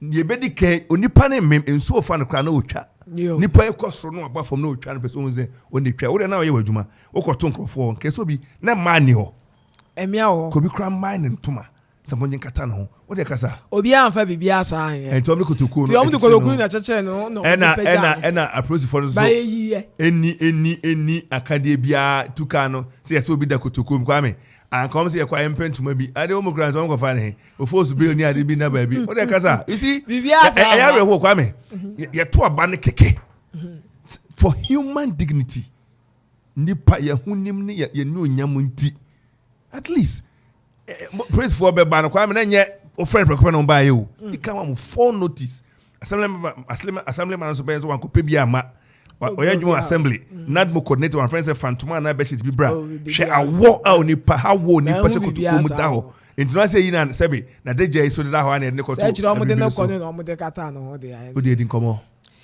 ende omo de to ka ni mu wie ye no ende ho no mo na me post me video no ana pese ka upload ba ha yes ana abamu abaako ejina machi o ka cha me say hey video na we try yesterday ofri daw na o see yesterday say why day sergeant na me na o ma na etwa no hunu bia say wo nko a yo and also your question baako enti man fi no kita da de yi a ye de bukwa ye plantain yo okura bi no ham wo machi man fi no na me free baby ono wo no ko ja ba foforo ono di to a ɛna mmienu bɛka no ho ɔmo nyɛ kita valentine ni bi baako nso kita ɛnu bi na baako kita dua akonti baa yo nti ɔmo bɛ twa mi ho hyia nti na abɛhyɛ ɔmo mfimfini ɔmo ka yɛ mi sɛ me delete video na mɛtwa no mfiri mi phone so nte saa ɔmo didi an bɛbɔ mi ni okita daade ne nso sɛ ɔde daade no bɛtwitwa mi na apolisifoɔ no wɔ hɔ polisifoɔ no wɔ hɔ baabi a polisifoɔ no gyina sɛ ɔmo wɔ baabi a ɔwɔ yi a na aha na asɛm ne si me nso me wɔ baabi a me ti ya yɛ sɛ emu nhyɛ dan wɔ asa na ɔmo gyina hɔ me nso me mfi ɔmo ka na ɔmo aham so ɔmo de bɛbɔ me ti polisi ni baako frɛ me sɛ membra me tu me nan sɛ meekɔ ɛna ɔmo san pin me sɛ me gyina hɔ na me ndelete ade ne mfiri me phone so asa kɔ polisi ni hɔ yo am bisa ɔmo sɛ nti polisi ni na frɛ me na ɔmo ma me nkɔ ana ɛhɔ na ɛnde ɔmo gyae na me kɔ me du yɛ na so they were restricting your movement yo sort of trying to imprison you yo okay the year na police ni gye me phone sorry police emra okrom how you see obe in prison obi a e wo se nipa ne gitum se obe in prison me se nipa na dwen ni ona ofa kwati kwa so in prison no o restricting movement no is imprisonment you are restricting wow obi the girl kwahye baabi me do kwa kwahye me fie na wotwe nansa wato ho aduane wato nsuo wato sei na dwen no ho so wo de ne ko ene ukọ we a wote ase na yɛnkɔ fie aduane nka ho nka na kɔhyɛ hɔ ade akye wato mu na gya hɔ kɔba you have imprisoned her ebi na no person me minua no ɔba adwuma na ɔba na ɔyɛ bi wɔ kwan so mɔhwɛ hyia na wɔsɛ mma ne nkɔ kwa mɔte ase ne enti police security person friend maybe who the apprehension of a certain battery bi eba na so ana trade also mma ne nkɔ enti so munima they were trying to imprison the young man. That's what they did, restricting his movement. That's what they did. To us all. And they made the honor na police no I got some family phone man. No J phone first for safety. And no go to am okay nim. Into am ko you hono mo say eh me police station na me meje. And me feel e hono e ko fie. Baby ade ni see any me fie and sha den wa. Ti me feel na me ko fie. Na me ko see me back. Say me sign by office. And me ne the boy do krom on ye hu on abuja no okugu asambere man na mbisa on the driver say nipa na akwesi say omo de no call hefa on am chem say police find no call Mampon hospital Tetekwashi hospital yeah enti say sa na akwesi na am say me catch am say me phone no police phone no enti me akwaje the omo na the boy do and na na bo mbisa am say me na omo ji me phone na no see you ya didi nkomo wo hwa na ya di free Oko police station na me kwaje me po me phone ti incident in there sa na te but boys na me yan de minimum obi a na abra omo ufru omo ba won chen bi o me di phone ni man police ni no afa me ko no am gaje me say omu ni me no omu ni me usu town enti omu hia me a me hu ni on be ye me eye boys ne kasa asem kire na omu hia me de mindie okay say Emerald Krumha, that's a threat. This is what we call imminent threat. Kwame dem kana o se Kwame yenya bro. Imminent threat. Clear so what threat no. We restrict your movement, trying to imprison you. And say Emerald befa ne kwam. Na wo na mofo se Emerald ni Krumha. Adaje ni eni ene nyehwe ni ade. Tana the boy ka. So be hu Yesu Kristo. Nyama bon bo ade so Akuapem fama nyame na ye nyama na mama ne bobo ne nyama. You see we a young man obi ye na adwuma o restrict no wo dem rush on sem and sad no ye no Kwame de mekoka o beka se bia say we actus reus the guilty mind adwene kita na ye guilty mind the academy friend men's real so be ya de no na ye de niwe nbo ma je say osusu hu so be na waye enti obi apaja Valentine Kwame akosuru say wanya metwa odie a eminent threat that you saw coming and you had every right to protect yourself, to defend yourself. And so now you tell 200 now so the ball now and you saw a certain apprehension of a threat that and I also so into no me no and I did our team so free ba no about so we are some address Michelle Kroma it ni na ye near me chance or that guilty mind so be you in the men's real na meka ho na aka o nti say menra minya information am baby am kwasa mo chebi baby but me tonkra bi ti wi a e be toaso na o ma be che ni ntia Ghana ni ba so ye bia na o se we kokko sa romu se bia ye se o fi Togo so o se bia o fi Niger o se Gambia baby o minim Lebanese so Lebanese sa na to Joma akra nam kroma Joma akra nam kroma Joma ono kwa na mo bia ko ene na papa any Joma one e kokko na no I say no Scottish my first Scottish we see where they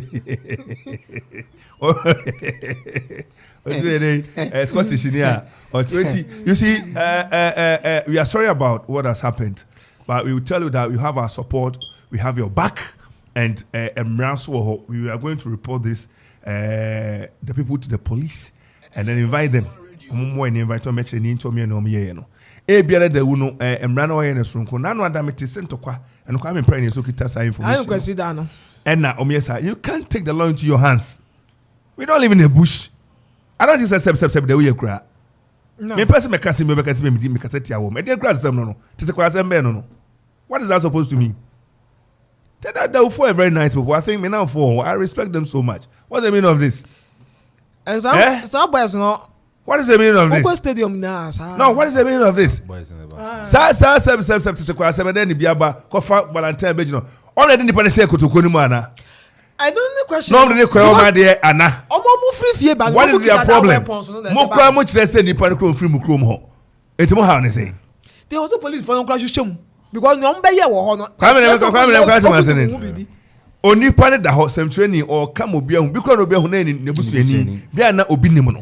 Was the main print delete one delete afa Valentine sem be twaw na we Akuffo konti ba ne what's the meaning of this don't we are what's some another trace Michelle Kroma enti utwenwi bu umarebu utwenwi ba kuto ye omo yeah we report this I think say Prof Sopoku Benson Prof and report me kai mo achi wada Roma muntini ya wa ha say lawyer no anapaya no yes sakano na odi anim we need to take these guys on we are here to serve the people sabi obi koju obi sika obi kofu obi plot obi kofu obi ahu in some training yen adwuma na mo man sa threat na I don't think it's right I don't you can't restrict this movement the who are the homran kwana and honka Ghana ho and that's some no it's a very nice place and me won crofo mo ye kama ho and we say ofuna din sem fo na fashion mami ofuna din sem fo e kan ebi ni o nipa mo every day omo nya we ejapaya no don't do this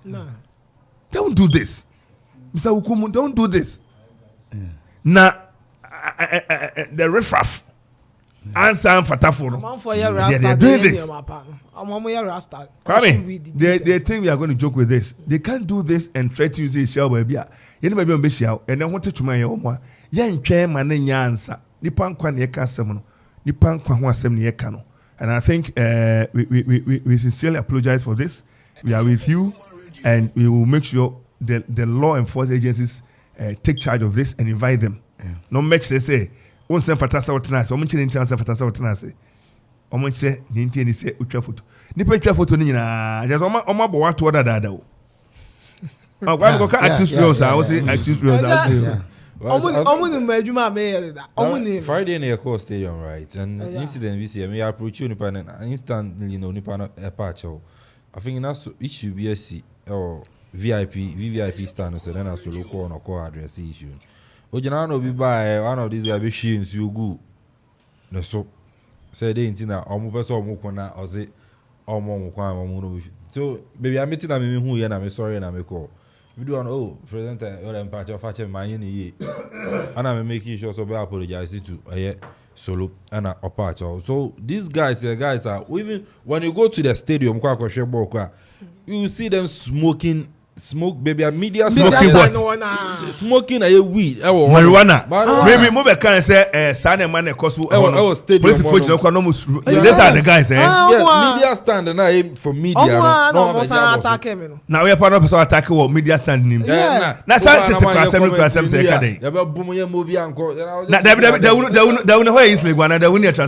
These guys and then our kind they are great people from the great guys. This group of people no be say tarnish the image of I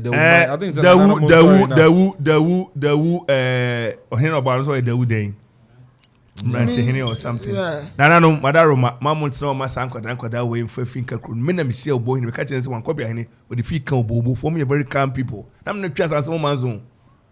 Copy a hen, one copy a hen. Maybe I'm still school, I'm not your man's zone. Tell Okoman Montesa. Dana a free meeting, they will sort it down, had the land. It's me, Omugu, the woman, Nimas, I'm 19 hour canoe. That will 24 more from Moncasa. Tell them say they can't bring certain dispute to the town. And then I'm a Okromo. Omo ya well. And then I'm a Okromo. Omo to me to make na no. Omo sha say kon Sunday no. Ohin ba kon sorry ka say. Ebo abrante ba ku din Okromo. Omo data basa ya ne ba say. Abrante we kuranti obi ntumi shoot nu mani wu me ye ho ntoye. Yes. And no money Kwame, I think say Senator you are the boy Senamo baby. The Nkomo region. TM say Obefa na umu praise for Abeko region kwada Galaway obi boade. You don't do this. It's about time we you don't do this. These people. Tana mama chaos scenario reinforcement near Diaba unnecessary tension. Are they? I remember Kotokoba the ball dreams. I say after the game Soloni some of these guys attack you, but they didn't know so no a police officer. I'm gonna attack you until later no so a police officer they no more them and they arrested them. Later no mukoja. These guys over and over again who caught the Ukrum, who caught the stadium kwashebo kura. Na Kwame, they will no say you football if they were. And then remember ade amuriji mani kaka krema for ba honom ne ade na muye say ye kobani stadium no kura onim say mahakro no so activity kasi bia ni the way bro so said you mean a microphone ba hobe agidin dawu no say stadium na ne muje hina shalama na o say shali I think say me can say we work of Charlie say Okoman bodi ye bodi say we leader or krom ho some of these things please curb it, help them to curb it. So have that command assemblyman, right? Charlie so this is stop your voice. Say assembly fia in first seven mafie when ya there some quarter me by say wa call recording ya the last time Sunday me say no so basa yes the wunia ukugwa na many bo mo ya nuanom it shouldn't happen. Grudge there be it shouldn't happen. You know okra against okra why I'm paying for also no ube say e be a light near Akuapem baby and as okra baby ube say light wo de na say I'm paying for abade asem we make obi yi say obi a want na de wa na okra mu onim na dan for pa ene Nana Okubram. Yeah, Osofo Bakun bi Ghana, Dr. Lawrence Tete. Yeah. Nadam for pa e wo de. Ono enam ta papa nta me share Dr. Lawrence Tete. University lecturer bi pa kese pa onso wo de. Na se de for no tenase. Masa ampanyin for to make us say na solo ka no. Me matisa asem no time and over again say Abrante Bakun a particular guy. Say Abrante we there say sebi geography yes right yepe. Na bi o. Jesus one touch. They will no free. Yebesre mpanyifo omama adwobre entofem. Na bia me kan se mi say sebi we obi num at the box in the Jessica. Na okonum de no yeah obi num boya de Jessica. Obi num de tumirika, obi num de yanima bebre. Sebi okonum nkwa de okonum na se o de be say okura. Se wa nkwa ama enti wo de wa ho de na ne say de okugwa na obeje ntokwa akon. Na sabi udi ku ye nimu ase. Two, say immortal. Immortal dum. Yeah, ye dey na sha ase. Dem ke mu kra sha ase ansa na immortal eba. Me ade ba kwa me hu ni say ye ni omote as journalist no. Omo fo say wo ye nkran journalist ye ne nkran nko a. Journalism na won nkran tema ani ko fo odi anko a. No. There are other stations that emu ye nketu ampo adwuma omo ye no. The so-called bigger stations in the ground, yes, sir. You must have solo. So, you want Okoman, Nasa be a woman, and you could hear you go to Swa. So, Nasolofia Okoman, Okobia, and the audio woman. Sir, a cake ideology in a winning patimono. I was on perfume with him. Sir, I drink bonnet, yet me drink a young bonnet to the sense, yɛbɛkyi nipa hye kotokom no obi akɔkɔtwa na ɛsi saa deɛ a yɛbɛatake nipa no yɛbɛserɛ saa nneɛma no nyinaa no ɛto ntwa deɛ medi kan ka sɛ ɔkere no afei na yɛsɔre wokɔ baabi ba na bɛhwɛ ɔkere a president of panyin a na ɔka na sɛ ɔse okurase ɔse Ghana airport te sɛ okurase na Ghana airport te sɛ okurase deɛ a ɛyɛ na ɔkere deɛ ɛsɛ akura no ase na mu aseɛ no nti yɛbɛserɛ yɛte hanom ɛna 7 ntɔkwa nti yɛde polisifoɔ ne sogyafoɔ bɛgu baabi a ɛho sika ɛbɛtumi ayɛ adwuma papa yɛde hwɛ polisifoɔ ne sogyafoɔ so ɔmpɛ sɛ bi na ɛbɛba yɛn ɔkere yi mu a ɛbɛto gyinaa ɛdɛn na wɔkete na ɛwoka no ɛdɛn na ɛnyɛ da nko a ɔkere nkuro no nya yɛnyi apart from the wo a dim service wɔ no adu kurom deɛma na ɛhɔ akugu adɛn na ɛhɔ ɛbiriw dɛn na ɛhɔ na yɛka wɔn egu kwan na bibia ne hɔ yi ɛna me kurom ɛprɛ de ɛna na nkɔyɛ abɔnseɛ nkɔyɛ aseseɛ so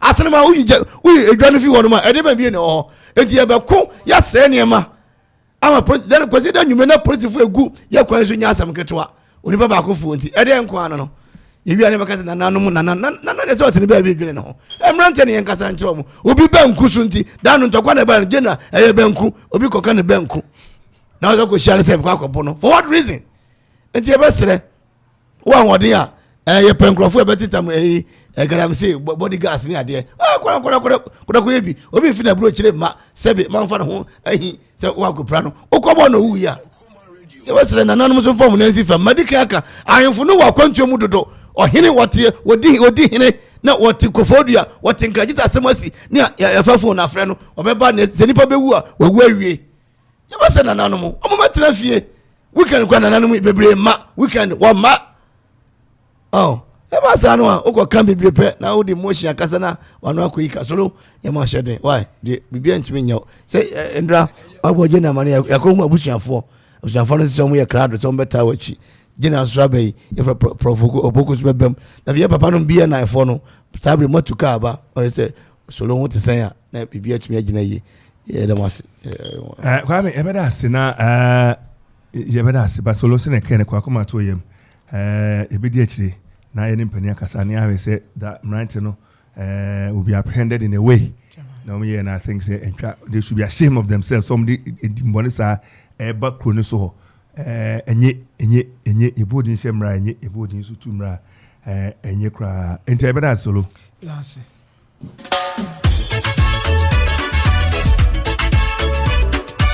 Okoman yebjeni yekramuche station radio man Kenya Okoman radio 97.1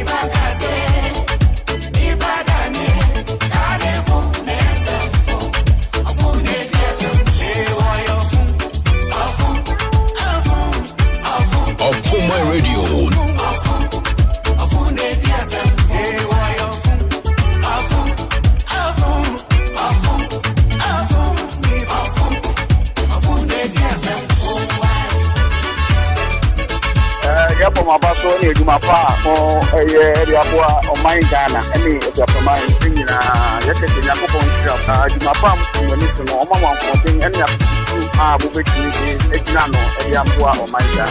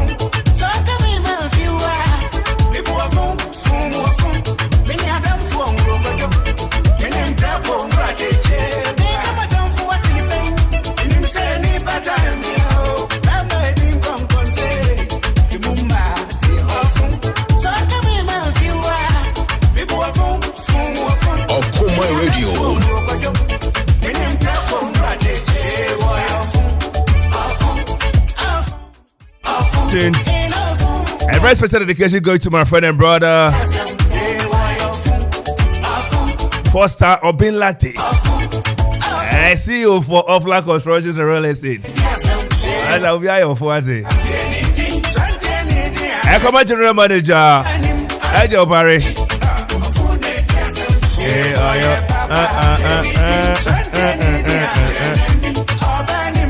I don't produce a pack of sage. Was so you my farm and I be here no. So be your phone. There's a tok. I don't pay for a comment coffee afro. Big afro. Atami board in my moya boafo asante santudia na asema ta akapuma na manwam no. Sam ranch any me 16 years old boys no. Hey,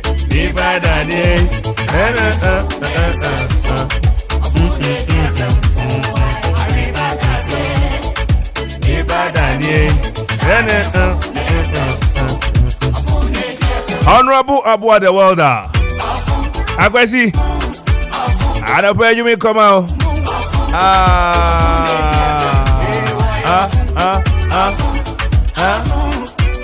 The 4 boys, you know. Moya full power. Canada Moya and I say, eh, and if you have a now, Honorable Dambo training penny for Honorable DC, Dan Kenneth, and a friend, Honorable Jawu, Honorable Chairman, ground of you. Kotoka. A brew honorable Kumu and Yenny and Paja Okre and your dear Betriso and your Moye, Patrick Brantane, your full power.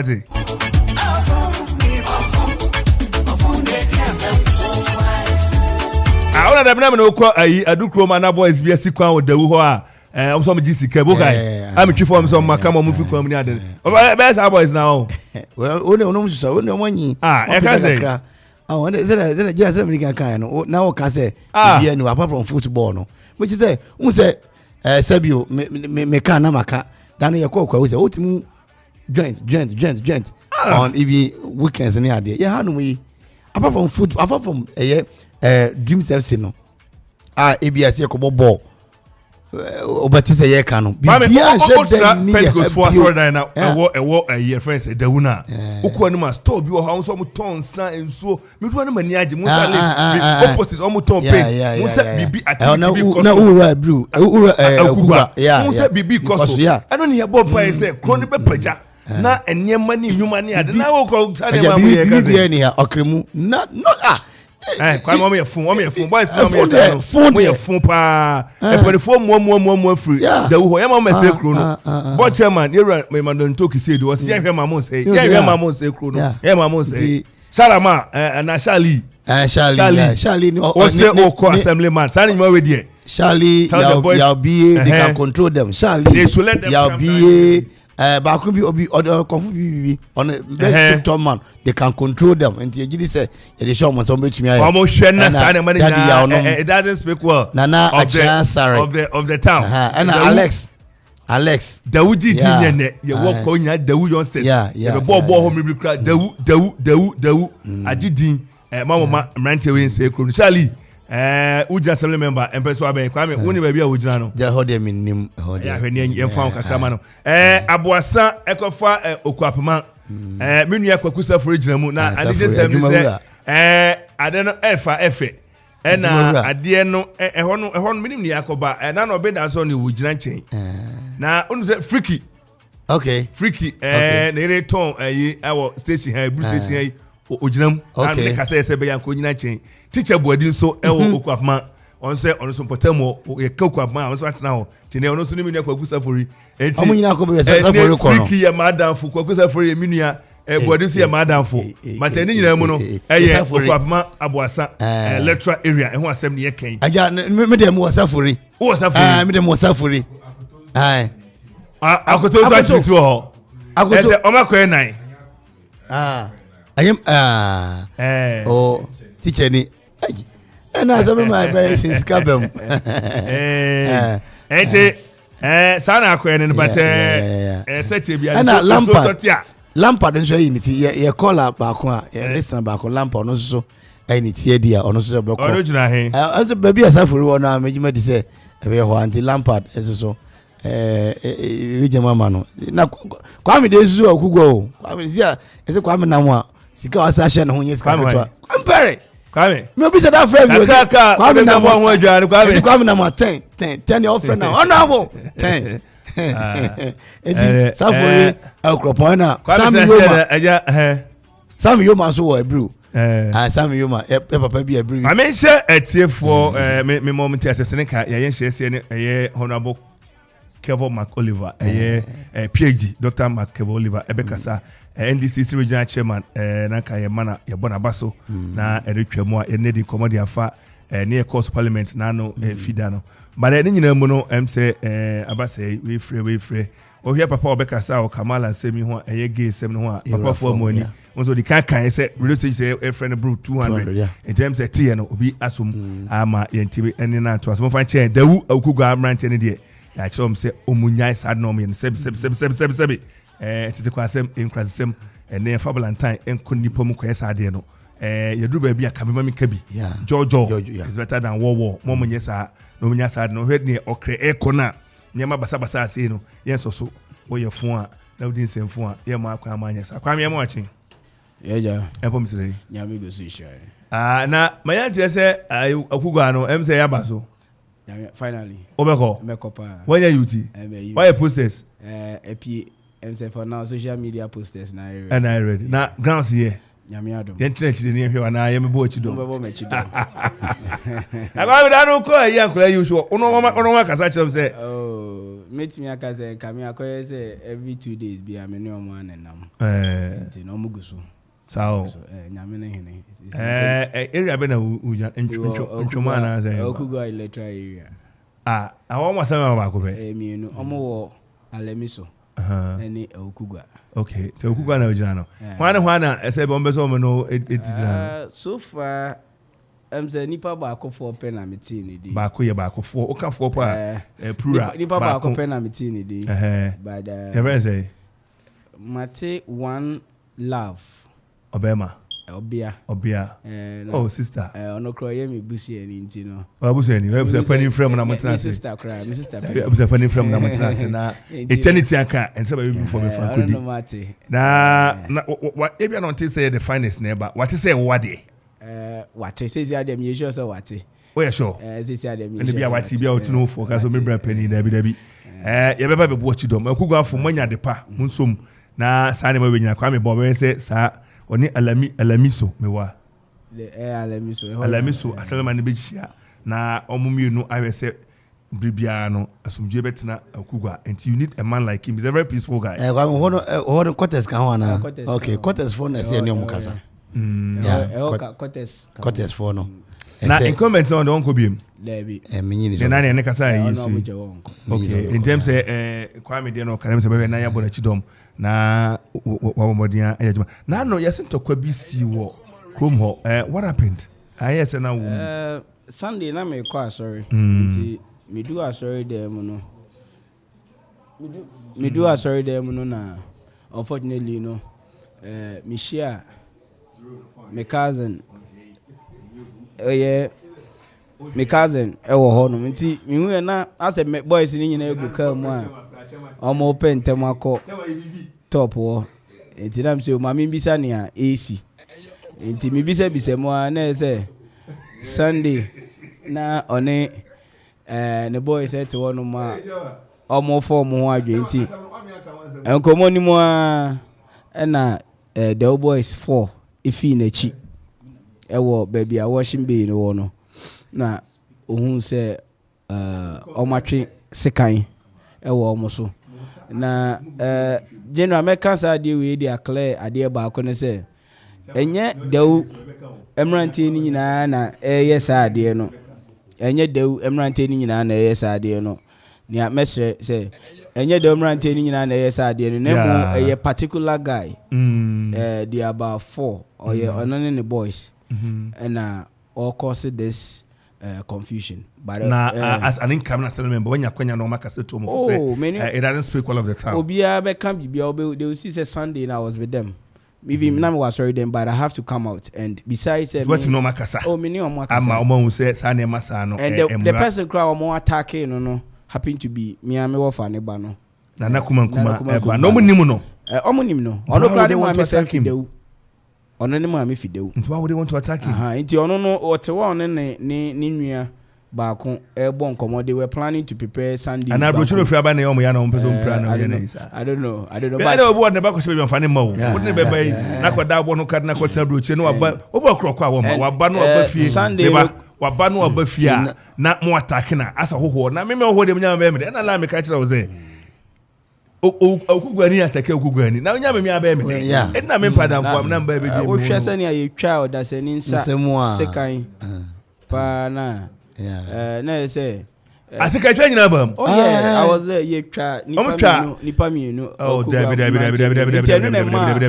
because the four boys na yes I don't know yes and lucky for me I went with the police but they can't do this the many police for no ma me ko hamane som na ye meto aso ye ra Moses for mo anin ye saka no obanya mo akwaba oh mini afeche me no man dos ya odika she boss she mo se se fro dos ye sa ye hwoness obi saka papa yi no kre oye ye mo akwaba mate na hini edu na ye ka flaster house na ye make say national security for the your friends a message bi by me saka bi o kire say na mo twa so be demonstrate Ghana and America colors na o kan na asa bibi na akose na akoye santi o mo kanche mo de buy na ne o kan no ni nyina pepepe e wo ho no kre me pa so we the Ghana for nye say aban kase mu no o mo pese o mo kire say Ghana support to gay rights no I don't think the president will do that. And today, one say, as I said, I know you're and some no kind, even I think you could have done better. But to be honest, no, any lighter, not a gay colors, I don't think that was the case. But normally, who makes the primary colors now, blue and red, you get violet. That's why from far away, nobody say a move, but they know blue and red, not white, no so one thing. Oh yeah, te hona say na maame ne ba ye ne kasam no se na o kan ye no as a sovereign state emrano ma ekwan as a sovereign state no ya yetim hye your programs in terms of social, cultural and whatever economic activities are ye pese ye pursue no emrano ma ekwan sa enti se oba be ka say ne sa Akropong we mu no human rights semni ade a na if the friends say indirectly no obeso dictate my president so say and there na could do parliament na ojise parliament for be ho bibi na ke hwe say Ghana for no be sisu say ye ni enye ho economy enene say be aye into status ene ye pese revival economy na saga sem de enya de hia ye kra ne sa ne ma no Ghana ye ni human right issues bebre a modem ani be si enso na no ohwe Uganda clear enti sa na man course no do ani di achin as executive secretary for national coalition no who is saying me am do ase di kan no who say Kamala Harris, or a vice president of the United States, but she belongs to the Democratic Party. We are Joe Biden and the winning candidates here on the Trump face or winning here. No crani in the deba or the mission. Now, I don't know whether I know if it is, but other stations, you want to say Democrats never win election in America. No.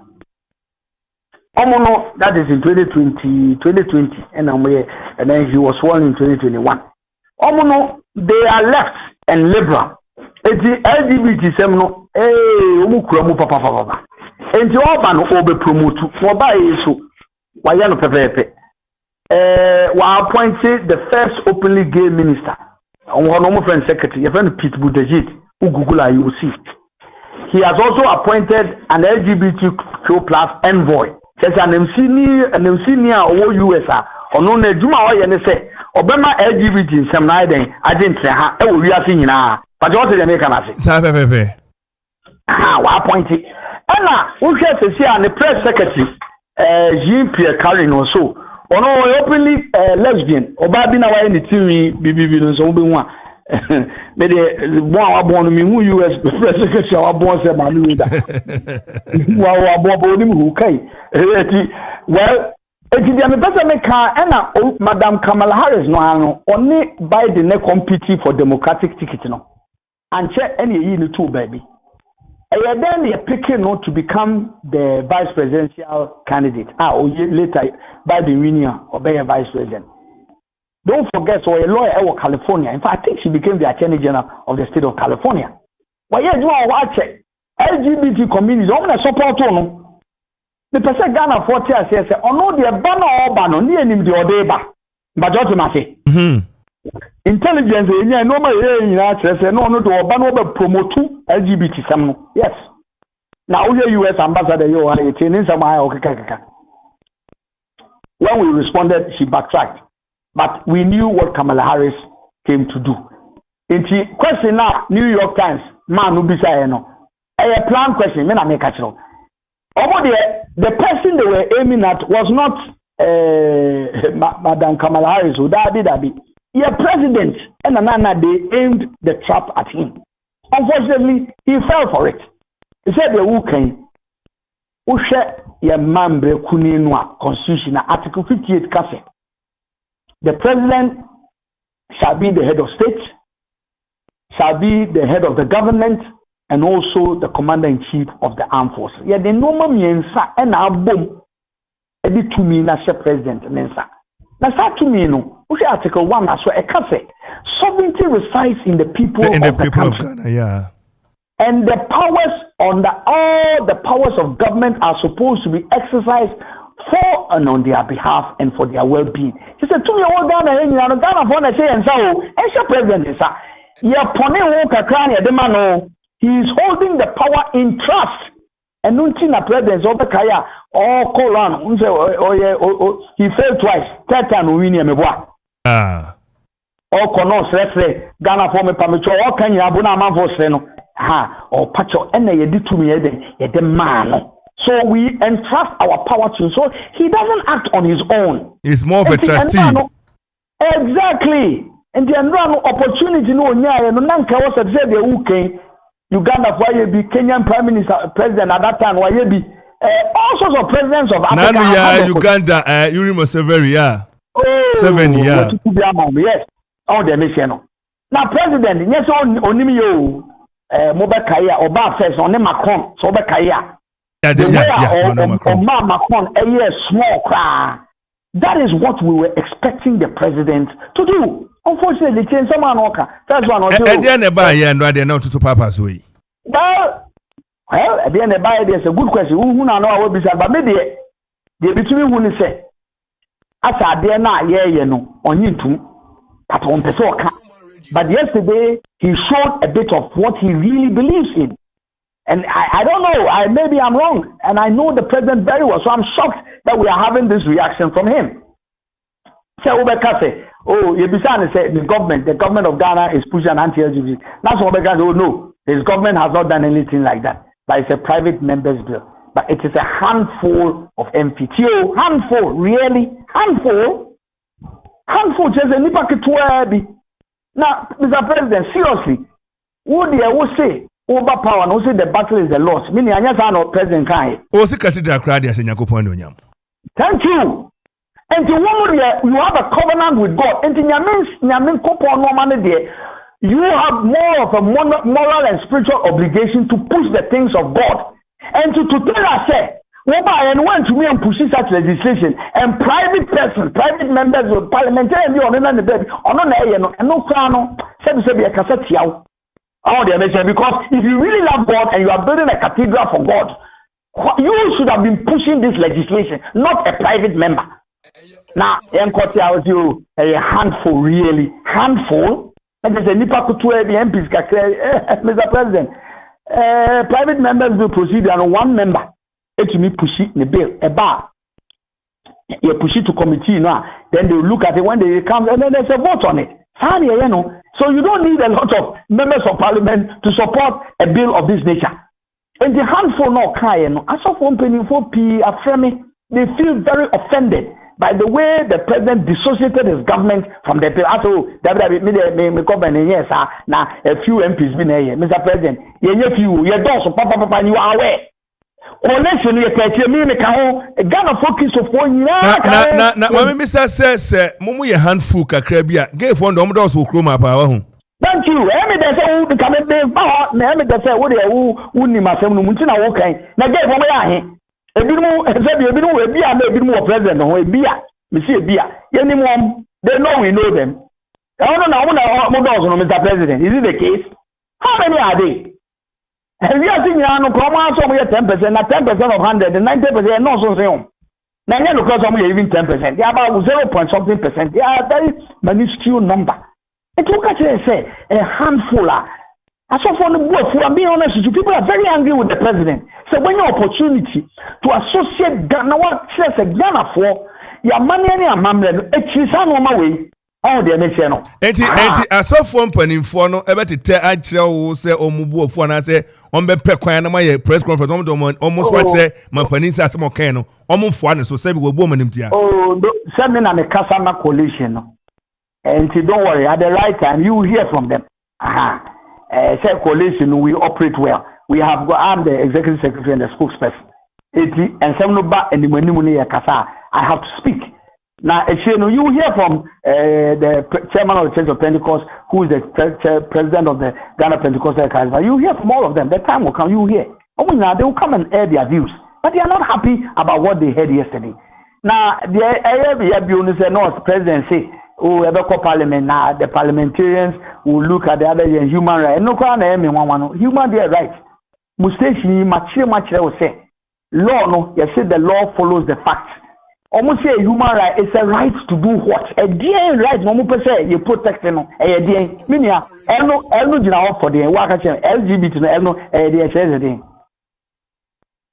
hello. Chese ni na no cheche mu de chese won ma ne emema eda ema ne meda ni ne mo eda ni chese etan. But cheche mu ye ma me na o tie fo ntia se you can za na film no we. Me pese me cheche magana fo hu se we no and yeah, right too. Omu say I didn't know a phone airtime. No more car. You know, and nothing now. Human rights, discrimination, civil rights. I said, my power station. Can you America? There may be your friend Paul Rondo or your marketing consultant. What's your book? No more details of someone working in but said you name.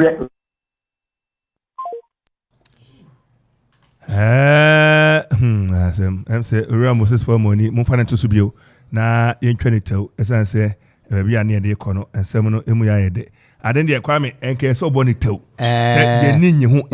Yeah, now what you are buying the free home.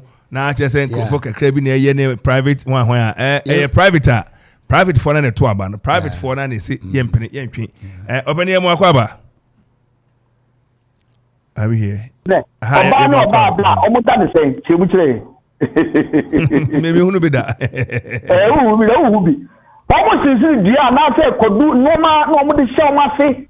And now toys, nobody hit you one no more tap. That's what they do. Obama no Obama so da.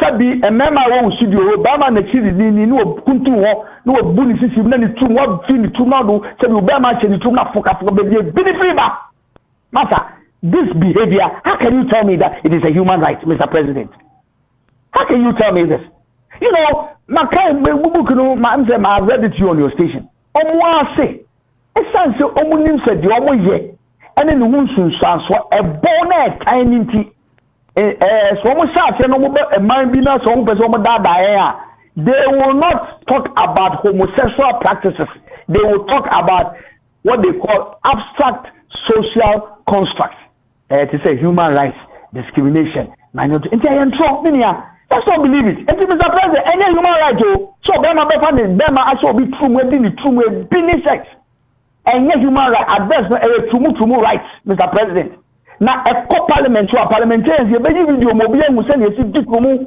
what is America o ebi no dey mo akwa da me aso America be boa bestiality yeah yes only akoko be da wudi wo ko se bi Obama be se akoko na China wudi ni akoko what is that Mr. President Chief na ebi kase bill na koche dodo e dey na esie enche the woman say na go through procedures we reading the first I was a submitted committee in September 2021 and open up over 200 recommendations the highest number of petitions Amanfo actual and the president got a handful and no credit Ghana for United States yenya ko kasa bi so be kai a 2021 no say here at 2022 now because of 2022 ahunhie ma Ghana ko community and my financial matters no take precedence and this year so you no they were hoping say parliament can be sitting January and to the end of March until by then they would have laid it unfortunately parliament about 7th February it's that time now is short but on my real report now and the parliament is breaking this Friday when they resume in May it will be laid and the discussions will start and then we will vote and then Mr. President make me say we will get the majority of the vote because when any secret ballot open ballot MPBR who's on the law side now we will get a huge majority now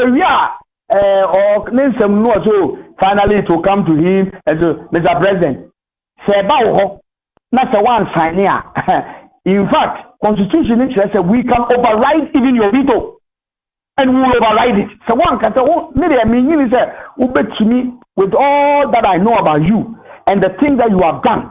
And Yankupo to me, do better. So, Yankupo in say, sign a bill. Me, I doubt it. But even if you do it, trust me, we will override your veto. We will get we will override your veto. It will be passed in this country. And you will be forced to see how, you would have moved away from the things of God. I don't think it will happen. The Bompire is a mass no. But you can't say cathedral. I mean, let me briefly talk about this issue. Presidency will see cathedral. I mean, a cathedral is a physical building. And David Numu see a dying says, Europe. Cathedral, and Nanke, John Weston, at the end of the says, homosexual, are you not aware? Yeah, yes, sir. Yes, the Methodist Church in England, they have agreed on homosexual. Yes, Anglican no pray, but Methodist they want to. Ghana Methodist they say and they yin san no. So cathedrals they whoopee and no sabi you share homosexual relationship. You did tumu ewom. And Mr. President, any cathedral no Jesus Christ obewuma no. The new covenant that God has with man no was say our bodies are the temple. Ye nipoduano eno na onyankopon aye ne ntam som etam dan the pastor make emeboa yewa anya sa na Bible no ka enti yes President the real cathedral is the bill that we are proposing na the Tommy desk no cathedral no obasign o sign na afa na wasi ni cathedral no enti yes no mo bia na ada no asofo mpenifo no so bi mu nka nse na ye de ye betia ka tie no pain say physical cathedral ne de nyankopon apa ho Jesus Christ we me physical cathedral it is our hearts ye koma ye de betum ye na obra ye bebo a e be fata onyankopon no eno no onyankopon epe ye Ghana ha ye bill no ye de akọ parliament no ye nkum obi awo e bi a bill no president on kind yi the bill does not say we are going to execute people even custodial sentence no bail no count was section 15 say during investigation, during arrest, during trial, during sentencing, even when you are in prison, if you one can say oh sebi are there to be a it is for one reason or the other until me hear more. Now court no certify say and one no am person who here na nyese wo person dodge punishment ye mfa won to afie be you afie afiase na emwa wo hia no ye dia ma e se be onimu mini a odi ye make no and the cost of sebio medical treatment na ade ni nyina no so won to me ntia na wo bill no mu say some civil society organizations will cater for it. I mean charge a coalition, that's what we have been doing. We've helped a lot of people. Mr. President, that one is there, is in the law.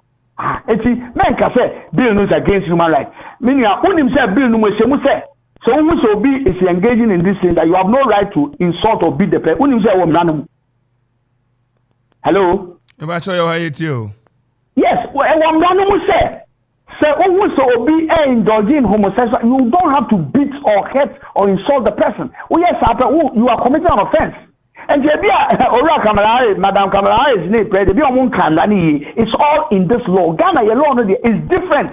It is different from any other law.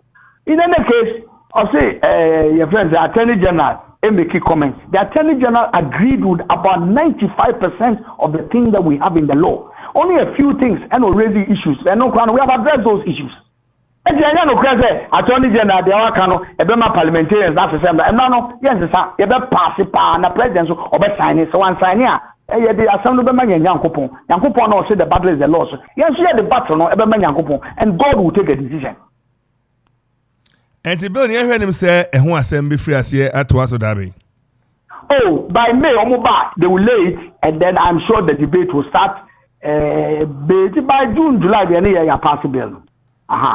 A quarter president, what a one problem on what I can say, they will have a look at. But as I've told you, there are constitutional provisions overriding his veto, even if he does so. Now, no, to be honest, me say president, but man, not that far, because he's my good friend, so I don't want to say anything against him. But a banner star, said you, I can assure you, any other papa. And you have sent your name, Koya, and Akropong, almost come from my MP for my being no. Oh, matter, and your money bus can be a bit, but you're about 20 hours, not say open vote. MPB and I mean, come over the anti MPB over theatre, open. Over 20 bill, no, you were free. Never make us know. You are free. I'm telling everybody what they are over the Resi MPB are over 2 against your bill, no. Yes, you about campaign, you will move you.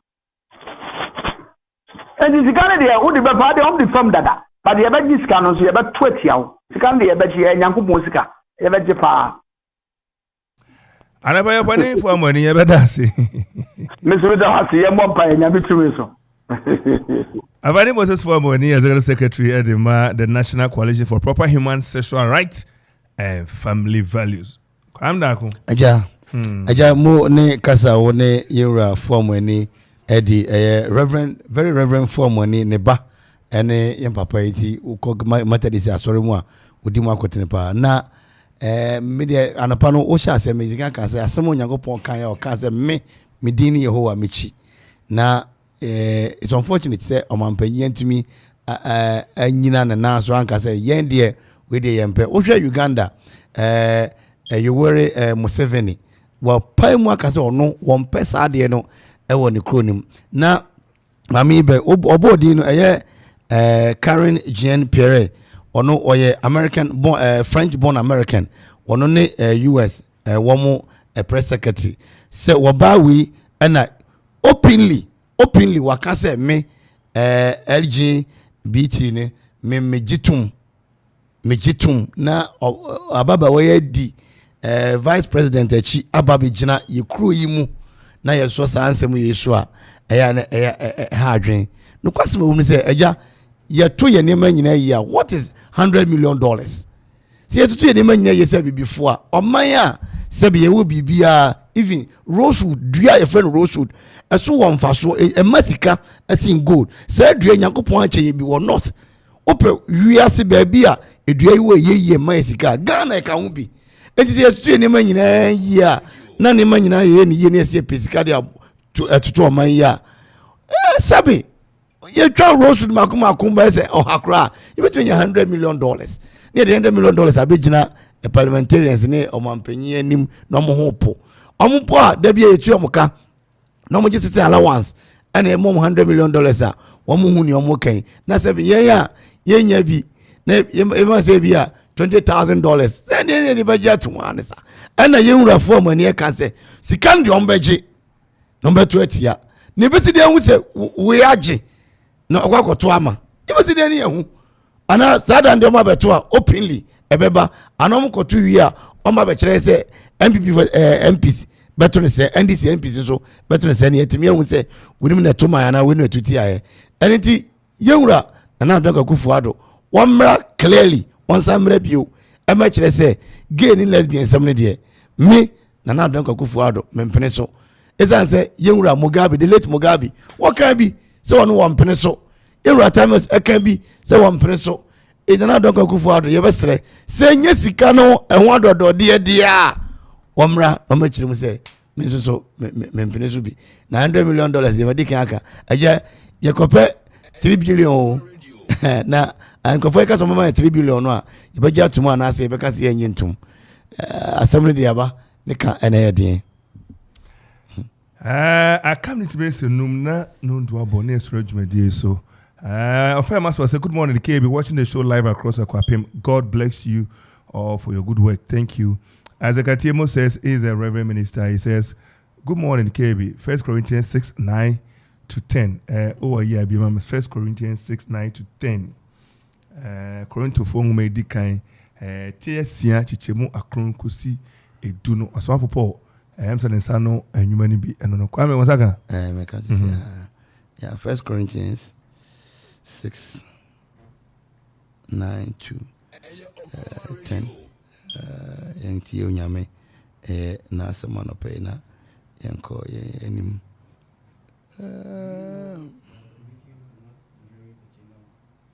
Osaka.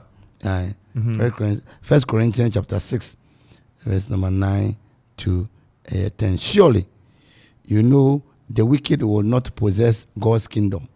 Do not fool yourself. People who are immoral or who worship idols and adulterers and homosexuals will not inherit the kingdom. Yeah. Eno ano maka no. Ntiem say I say me ready be see a couple of watch na be say share we dey confiance on ba for pa kwese je courage man na Belinda Pon omina ya bo afo na dem dey Akuffo baby and we come Kwame Imperi so boy and yenia Calvin na Kwame Pon say dey na list of Kwame da Akosafo ma for DJ Ziggy DJ Donsi me dey confiance on ba for a very good morning to you, very special good morning to you, Mami Owusuya, one of the invisible producers. Producers, some of those will be invisible. Na omo bogum sa. Mami Owusuya, very good morning to you. Unimo hodada. I'm watching. Umpo today. Thank you very much. Catch you same time tomorrow.